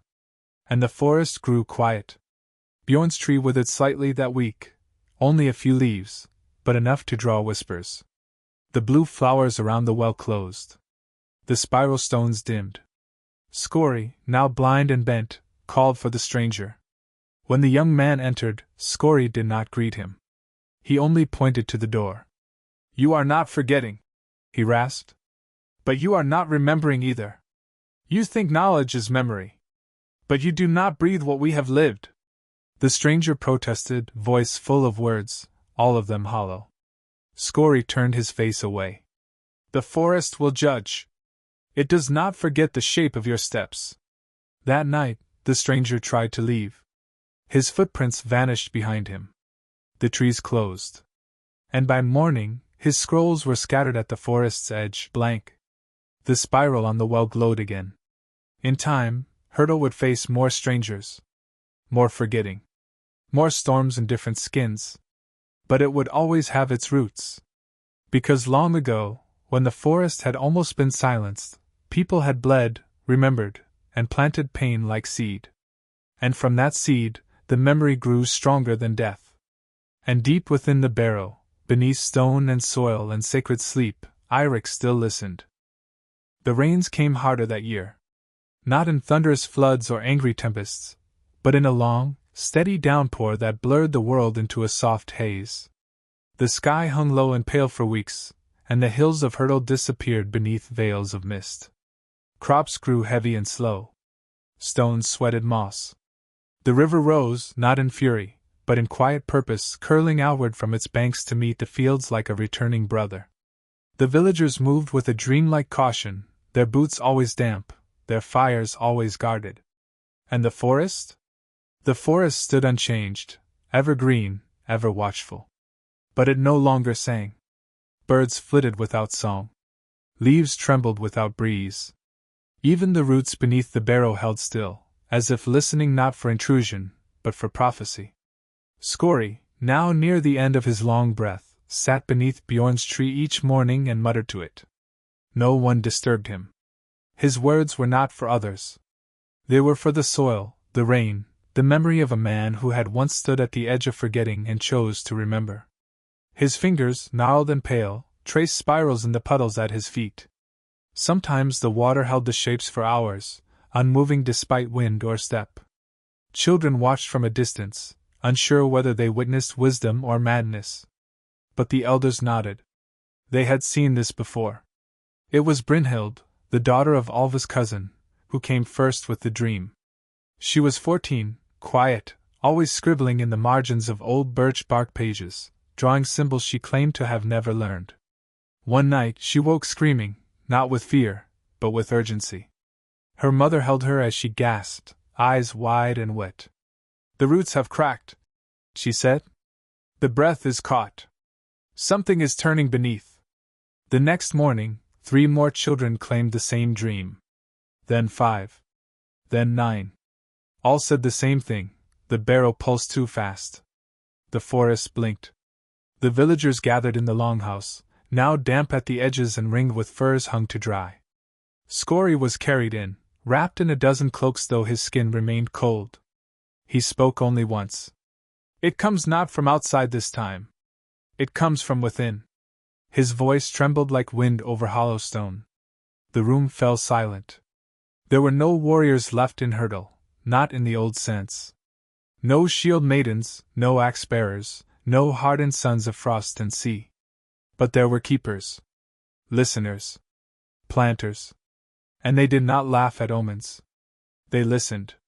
And the spiral began to tighten once more. The barrow had not opened in decades. Its hill had softened, its crown of roots grown thick and lush. The tree atop it no longer glowed, but its leaves never browned, and its trunk bore no rot. When the villagers arrived, it stood still as stone. But beneath their feet, the earth was warm. Too warm. The spiral of stones encircling the barrow now hummed faintly, as if tuning itself to something distant. The air smelled not of decay, nor bloom, but of anticipation, a sharp, electric tang like iron after lightning. Brynhild stepped forward. She wore a cloak of bark fiber and a pendant carved from the oldest branch of the birch tree near her home. She carried no tool, no charm, only a question. She laid her palm against the trunk and closed her eyes. Moments passed. Then minutes. The wind held its breath. Then, slowly, the tree opened. It did not split. It did not shatter. It simply peeled, like bark revealing softer flesh beneath. And there, within, was a hollow, not dark, but pale with root light, casting everything in the color of memory. Brynhild entered. No one stopped her. No one followed. They waited. Inside, the air was thick with voices, not loud, not distinct, but layered. Every oath, every breath, every name ever buried in soil echoed around her. She moved downward, though no path showed itself. The light guided her, drawing her not by footstep but by intent. At the base, where the roots twisted like a heart in stillness, the barrow tree sat at the center, glowing faintly, its bark rippling with quiet tremors. Beneath it, curled within the roots, was a shape. Eirik. Or what remained of him. He did not look dead, nor fully alive. His form was part bark, part man, his chest moving with a breath that did not disturb air. His face, serene, bore lines of moss and age. His eyes were shut. But in Brynhild's presence they opened. They did not see her. They saw through her. And she heard his voice, not in ears, but in marrow. "It turns again," he said. "The forgetting has found a new face. It wears memory like costume. It repeats the words without meaning. It mimics the old songs, but it does not listen. It grows where the roots were never planted." Brynhild wept, not in sorrow, but in knowing. "What do we do?" she asked. Eirik closed his eyes once more.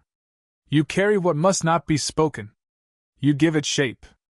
The roots shifted, and from the soil beside him, a small seed emerged, dull gray, wrapped in threads of white bark, humming with a low, slow pulse. Brynhild reached out and took it. It was heavier than it looked, and warmer than the sun. She turned and climbed, and as she rose, the path formed behind her. The hollow sealed. The tree returned. When she emerged, the villagers waited with open eyes. She held up the seed. No one cheered. No one cried. They bowed. The rains stopped that evening. The sky broke open with stars brighter than they'd ever seen. And in the morning, the mist rolled back to reveal the edge of a new shadow far beyond the hills, something vast, slow, and forgetting. But Brynhild now held the seed. And the memory would grow again. They planted the seed not in the barrow, nor beneath Bjorn's tree, nor even near the well where the blue flowers still bloomed in solemn clusters. They walked far, Brynhild and the villagers who chose to follow her, not out of exile, but out of instinct, drawn by the quiet rhythm pulsing beneath their feet. For 3 days they walked, across moss-laden ridges and down into valleys swallowed by mist, through forests thick with breath and silence, until they reached a clearing that had not existed on any map, in any tale, or within any whispered memory. And yet, the moment Brynhild stepped into it, she knew. The soil here was not untouched. It was waiting. The clearing was a bowl carved into the land by something older than time. No trees grew here. No birds called. But the sky above was vast and clean, and the wind moved in slow circles as though dancing to a forgotten hymn.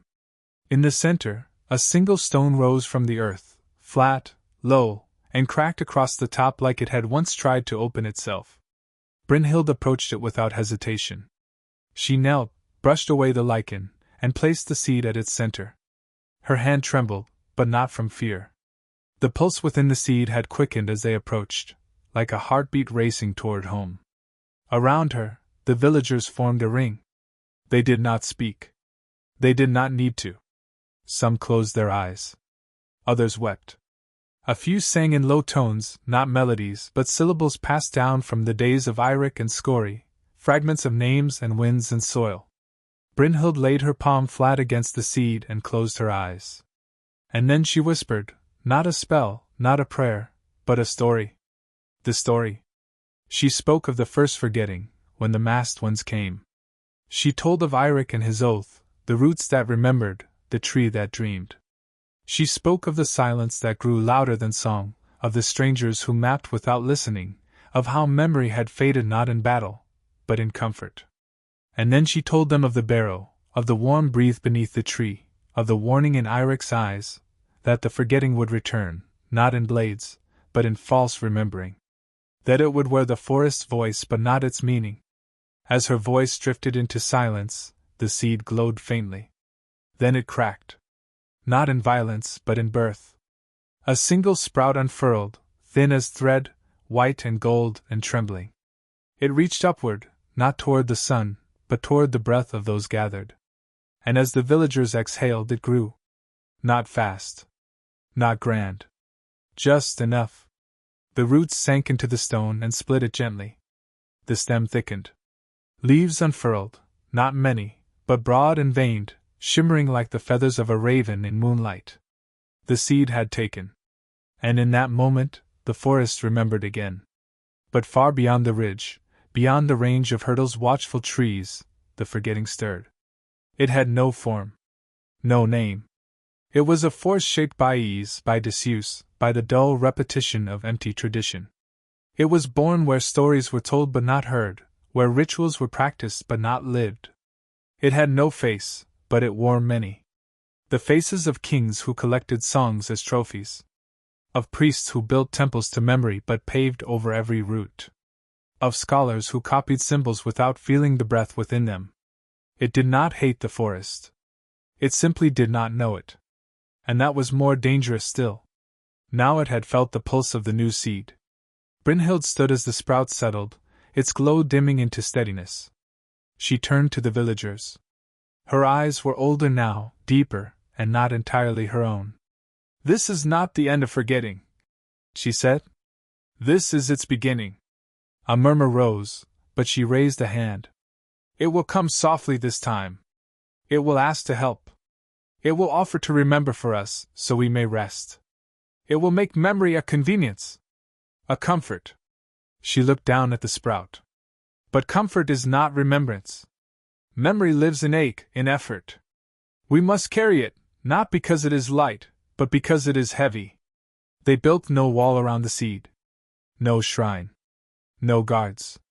They marked its presence with stones bearing spirals, yes, but more than that, with presence.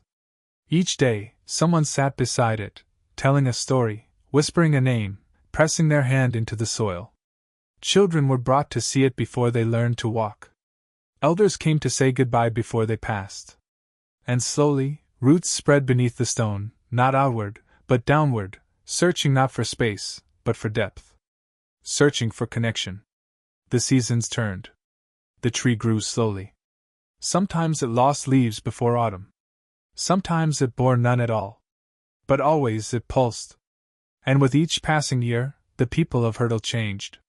Not in dress, not in tongue, but in how they carried themselves. They spoke more softly.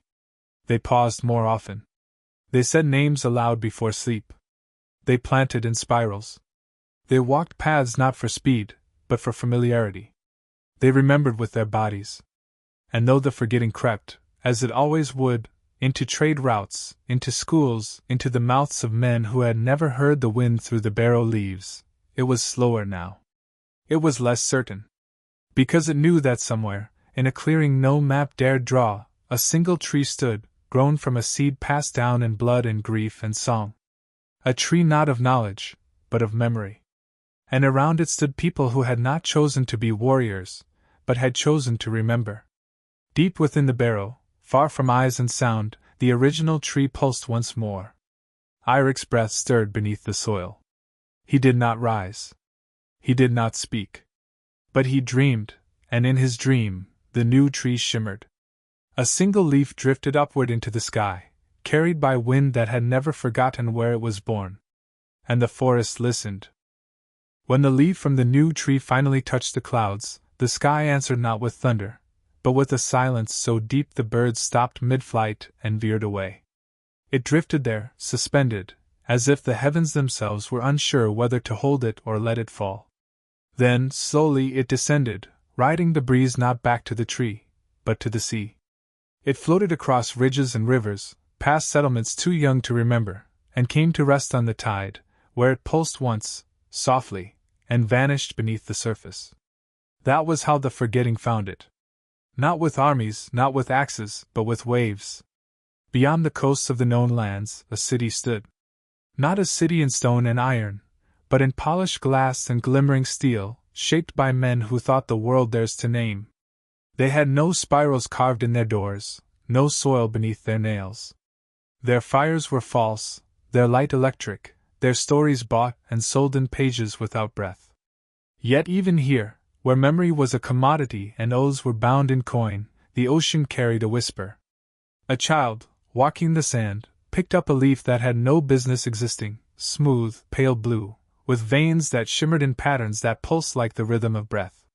The child showed her father. He took it to a scholar. The scholar took it to the archives. And soon, men gathered in suits and collars to argue over what tree might have borne such a thing. None agreed. All speculated. One man said it was nothing but a mutation, perhaps irradiated by some distant bloom. Another claimed it to be an omen from the sea gods of forgotten islands. A third said it must be synthetic, the byproduct of some deep project lost to bureaucratic decay. No one asked what it meant. No one asked who had grown it. They studied it. Measured it. They cut it. And it bled light. That night, the city did not sleep. Not because the people feared, but because the buildings hummed.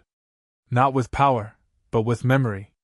Lights flickered in patterns no engineer could explain. Old machines turned on by themselves. Elevators stopped at floors long sealed.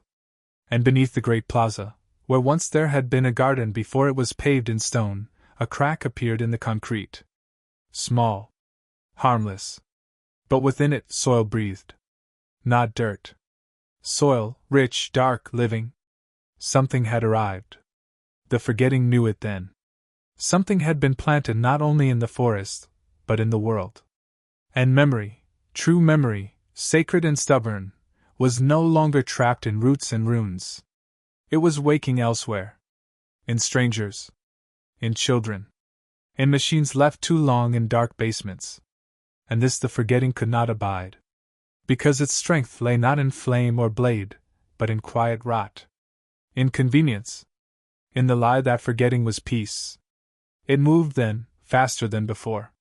Across cities. Across tongues. In the mouths of leaders who dismissed history as weight. In the songs re-recorded until their words lost all edge. In the monuments torn down to make room for more glass. It whispered, "You do not need the past. You only need progress." It clothed itself in white. In light. In mirrors. And it sent its hands back toward the forest. But the forest had prepared. Brynhild stood once more at the tree. She was older now, not in years, but in posture, in eyes. Her hair, once wild, was streaked with strands of gray like lightning in a night sky. Her fingers bore the shape of bark when she held still too long.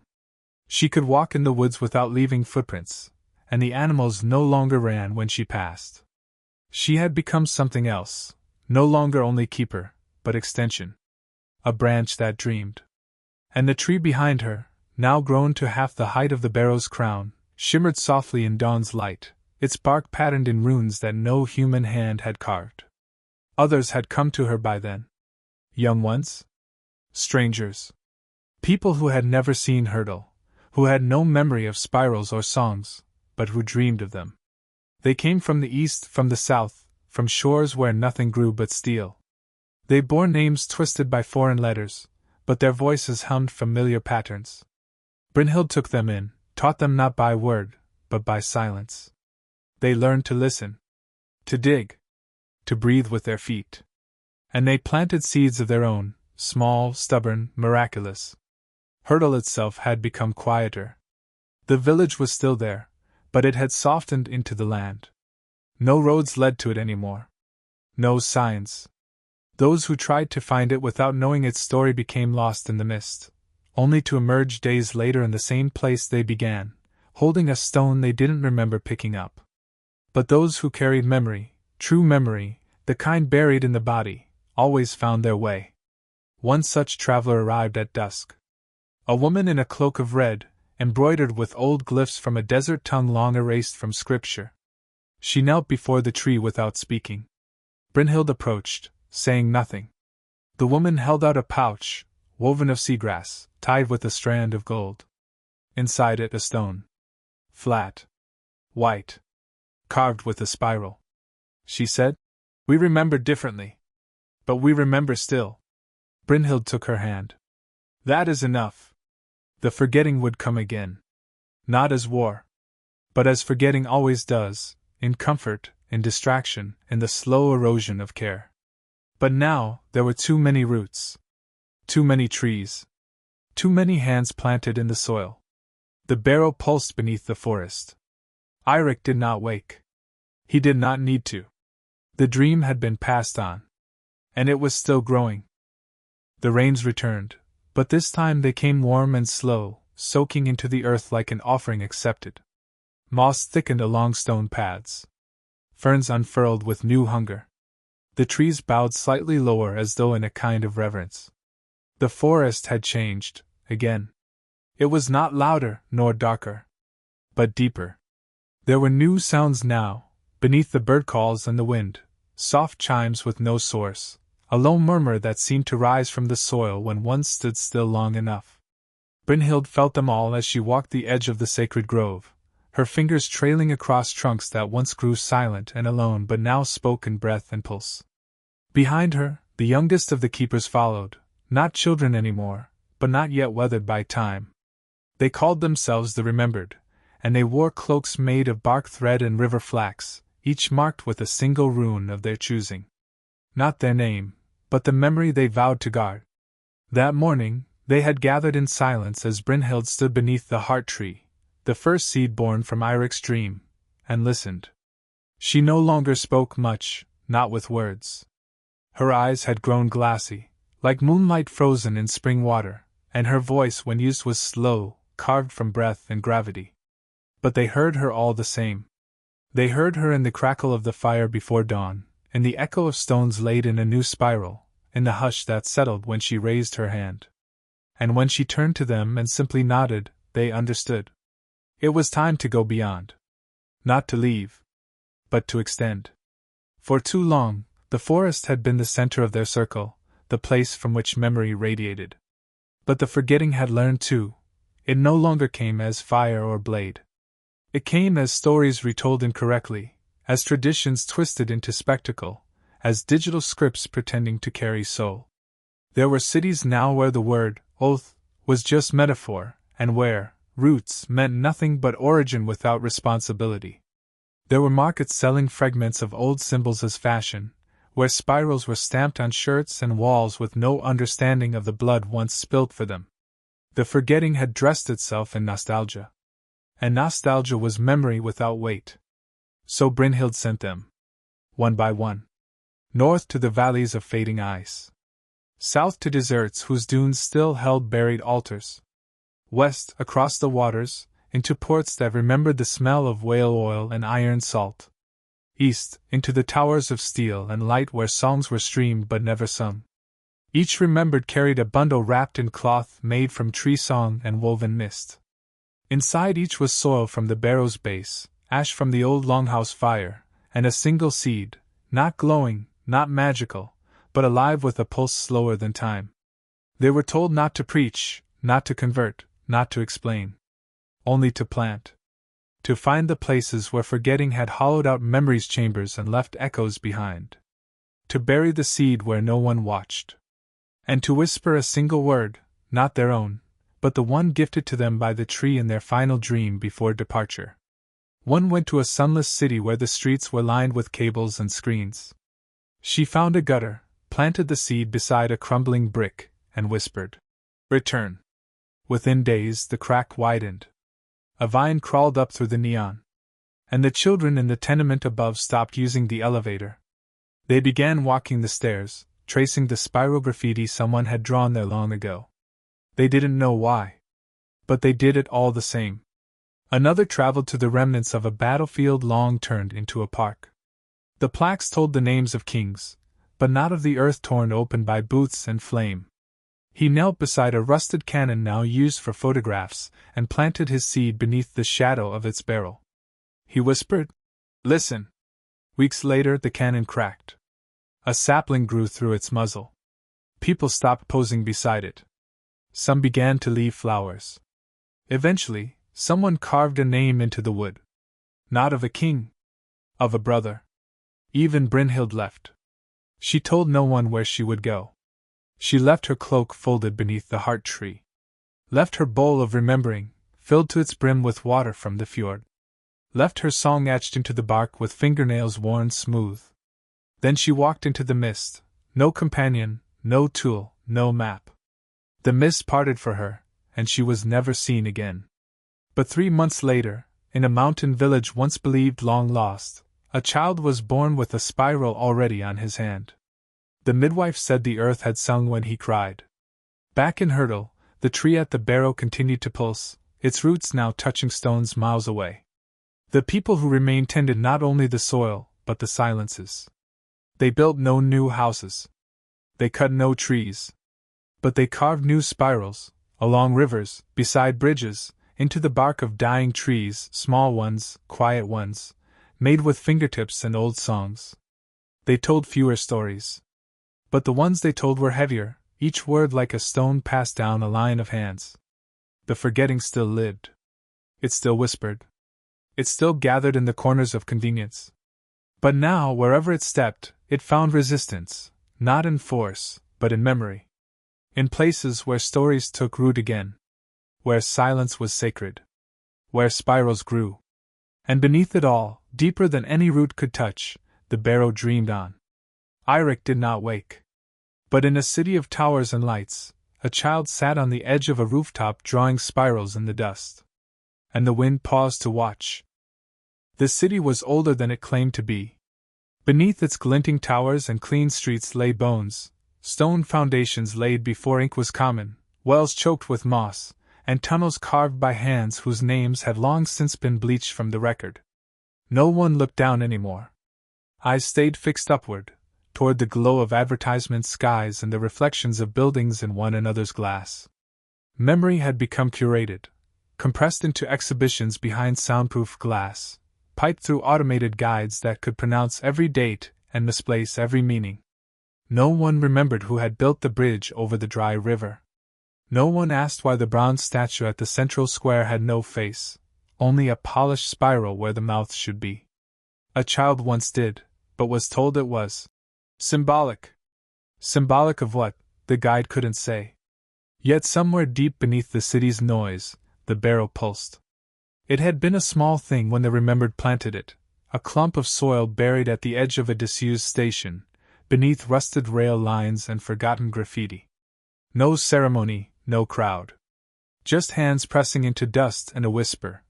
Let the silence remember. For weeks, nothing happened. Rats passed it by.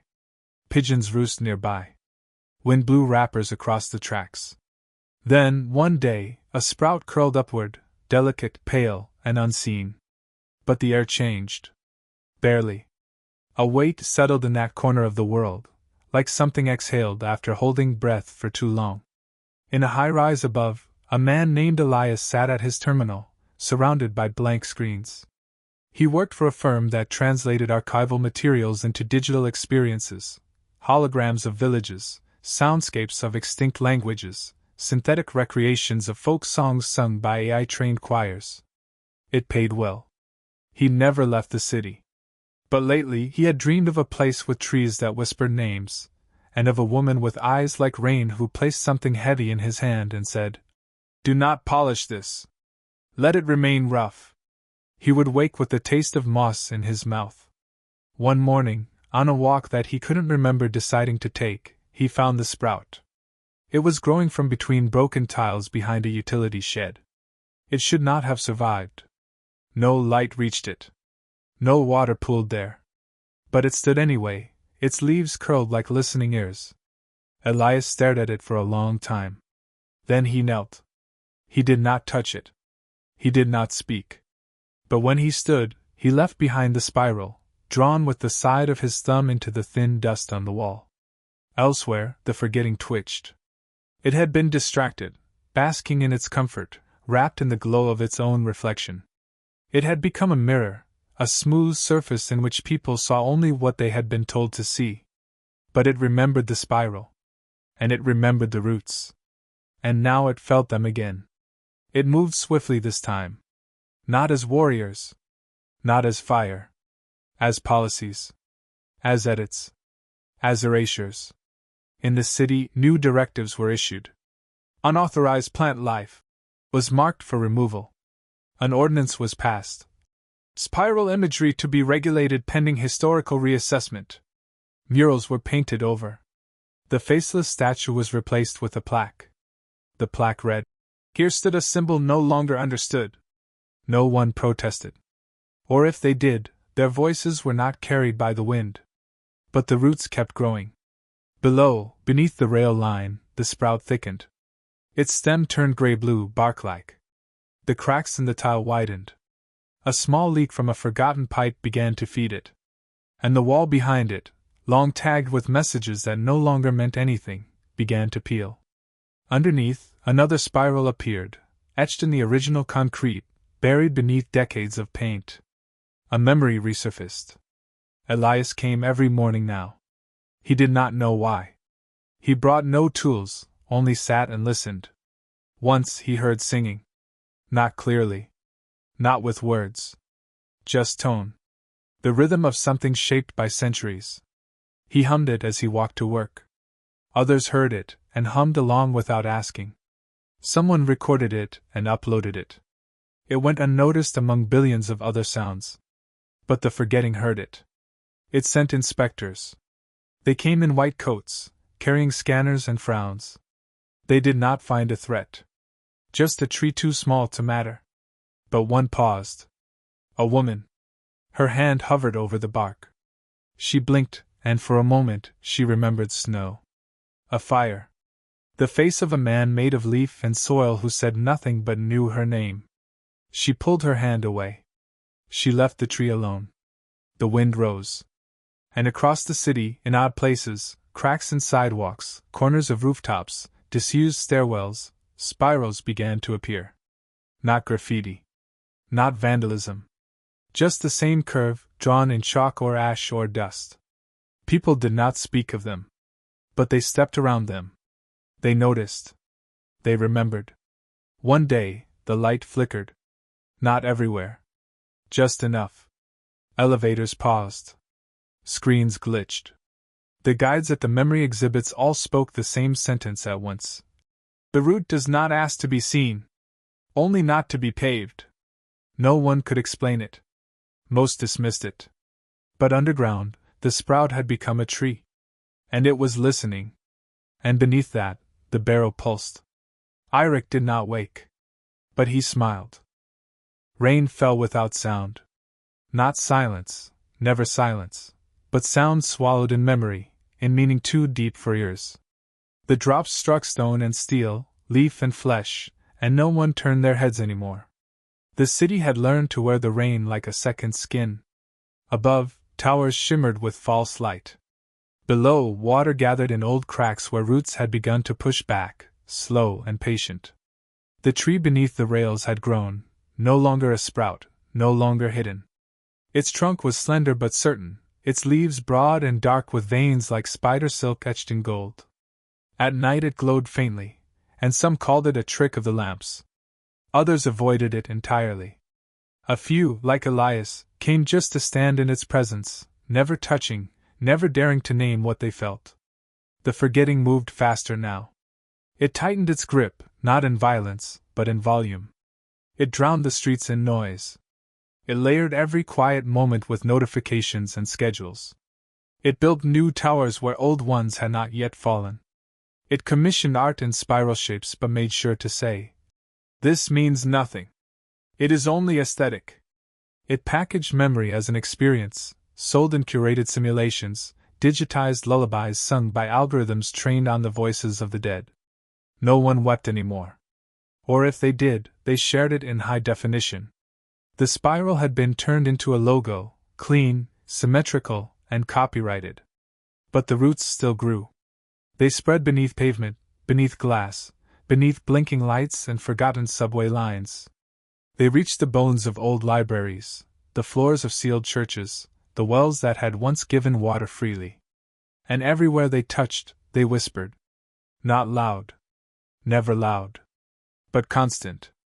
Elias heard them clearest in his dreams. He no longer worked. He no longer submitted updates or answered his messages. He walked the city and listened. Sometimes he stood at the tree for hours, his fingers pressed to the trunk. He had not been taught how to pray, but something in his blood remembered how. Others joined him. Slowly. A woman was soot on her hands and a name too old for modern files. A man whose knees cracked when he knelt, who spoke only in poetry. A child who never said a word but traced spirals and condensation on windows. They came not because they believed, but because something inside them refused to forget. They did not organize. They did not preach. They remembered. And then the tree bloomed. Not with flowers. With light. One night, beneath a broken sky, the leaves shimmered with veins of soft blue. They did not shine. They revealed. Shapes hidden in bark. Glyphs moving like breath. A hum rising from the trunk that matched the rhythm of a heart not human. People passing by slowed. They turned. They did not speak. But some wept. The next morning, the forgetting reacted. A directive was issued. The tree was an anomaly. A danger to infrastructure. It would be removed, humanely and efficiently, replaced with a sculpture and a plaque. In honor of the organic anomaly and its symbolic contribution to community curiosity. Machines were brought. Drones circled. Warnings were posted. The people came. Not in protest. In presence. They gathered in the dozens, then hundreds. Not shouting, not blocking. Simply standing, shoulder to shoulder, hand to hand, around the tree. No weapons. No slogans. Just stories. They whispered them into the air. Stories not of battles, but of names. Of grandmothers who sang to soil. Of brothers who carved spirals into bark. Of sons who dreamed of rivers they had never seen. Of daughters who held seeds in their mouths and let them root in silence. Each story was a root. Each breath a leaf. The forgetting faltered. Its machines paused. Its drones glitched. Its laws, briefly, forgot themselves. And in that gap, something ancient breathed. Far away, in Hurdle, the heart tree trembled. The wind turned east. Birds took flight in sudden, silent arcs. Beneath the barrow, the roots of memory thickened. The soil cracked. The spiral stones shifted. And in the dream place of the forest, Eirik stirred. He did not rise. But he opened his eyes. In the city the tree spoke. No voice. No sound. Just a bloom of light, petals unfolding not in air, but in time. Memory made visible. People saw things they had forgotten. The feel of bark under a father's hand. The way wind sounded when no engines flew overhead. The pain of a name carved into a grave too young. The joy of a fire lit without purpose. The taste of real bread. They did not shout. They did not run. They simply stood in it. With it. As it.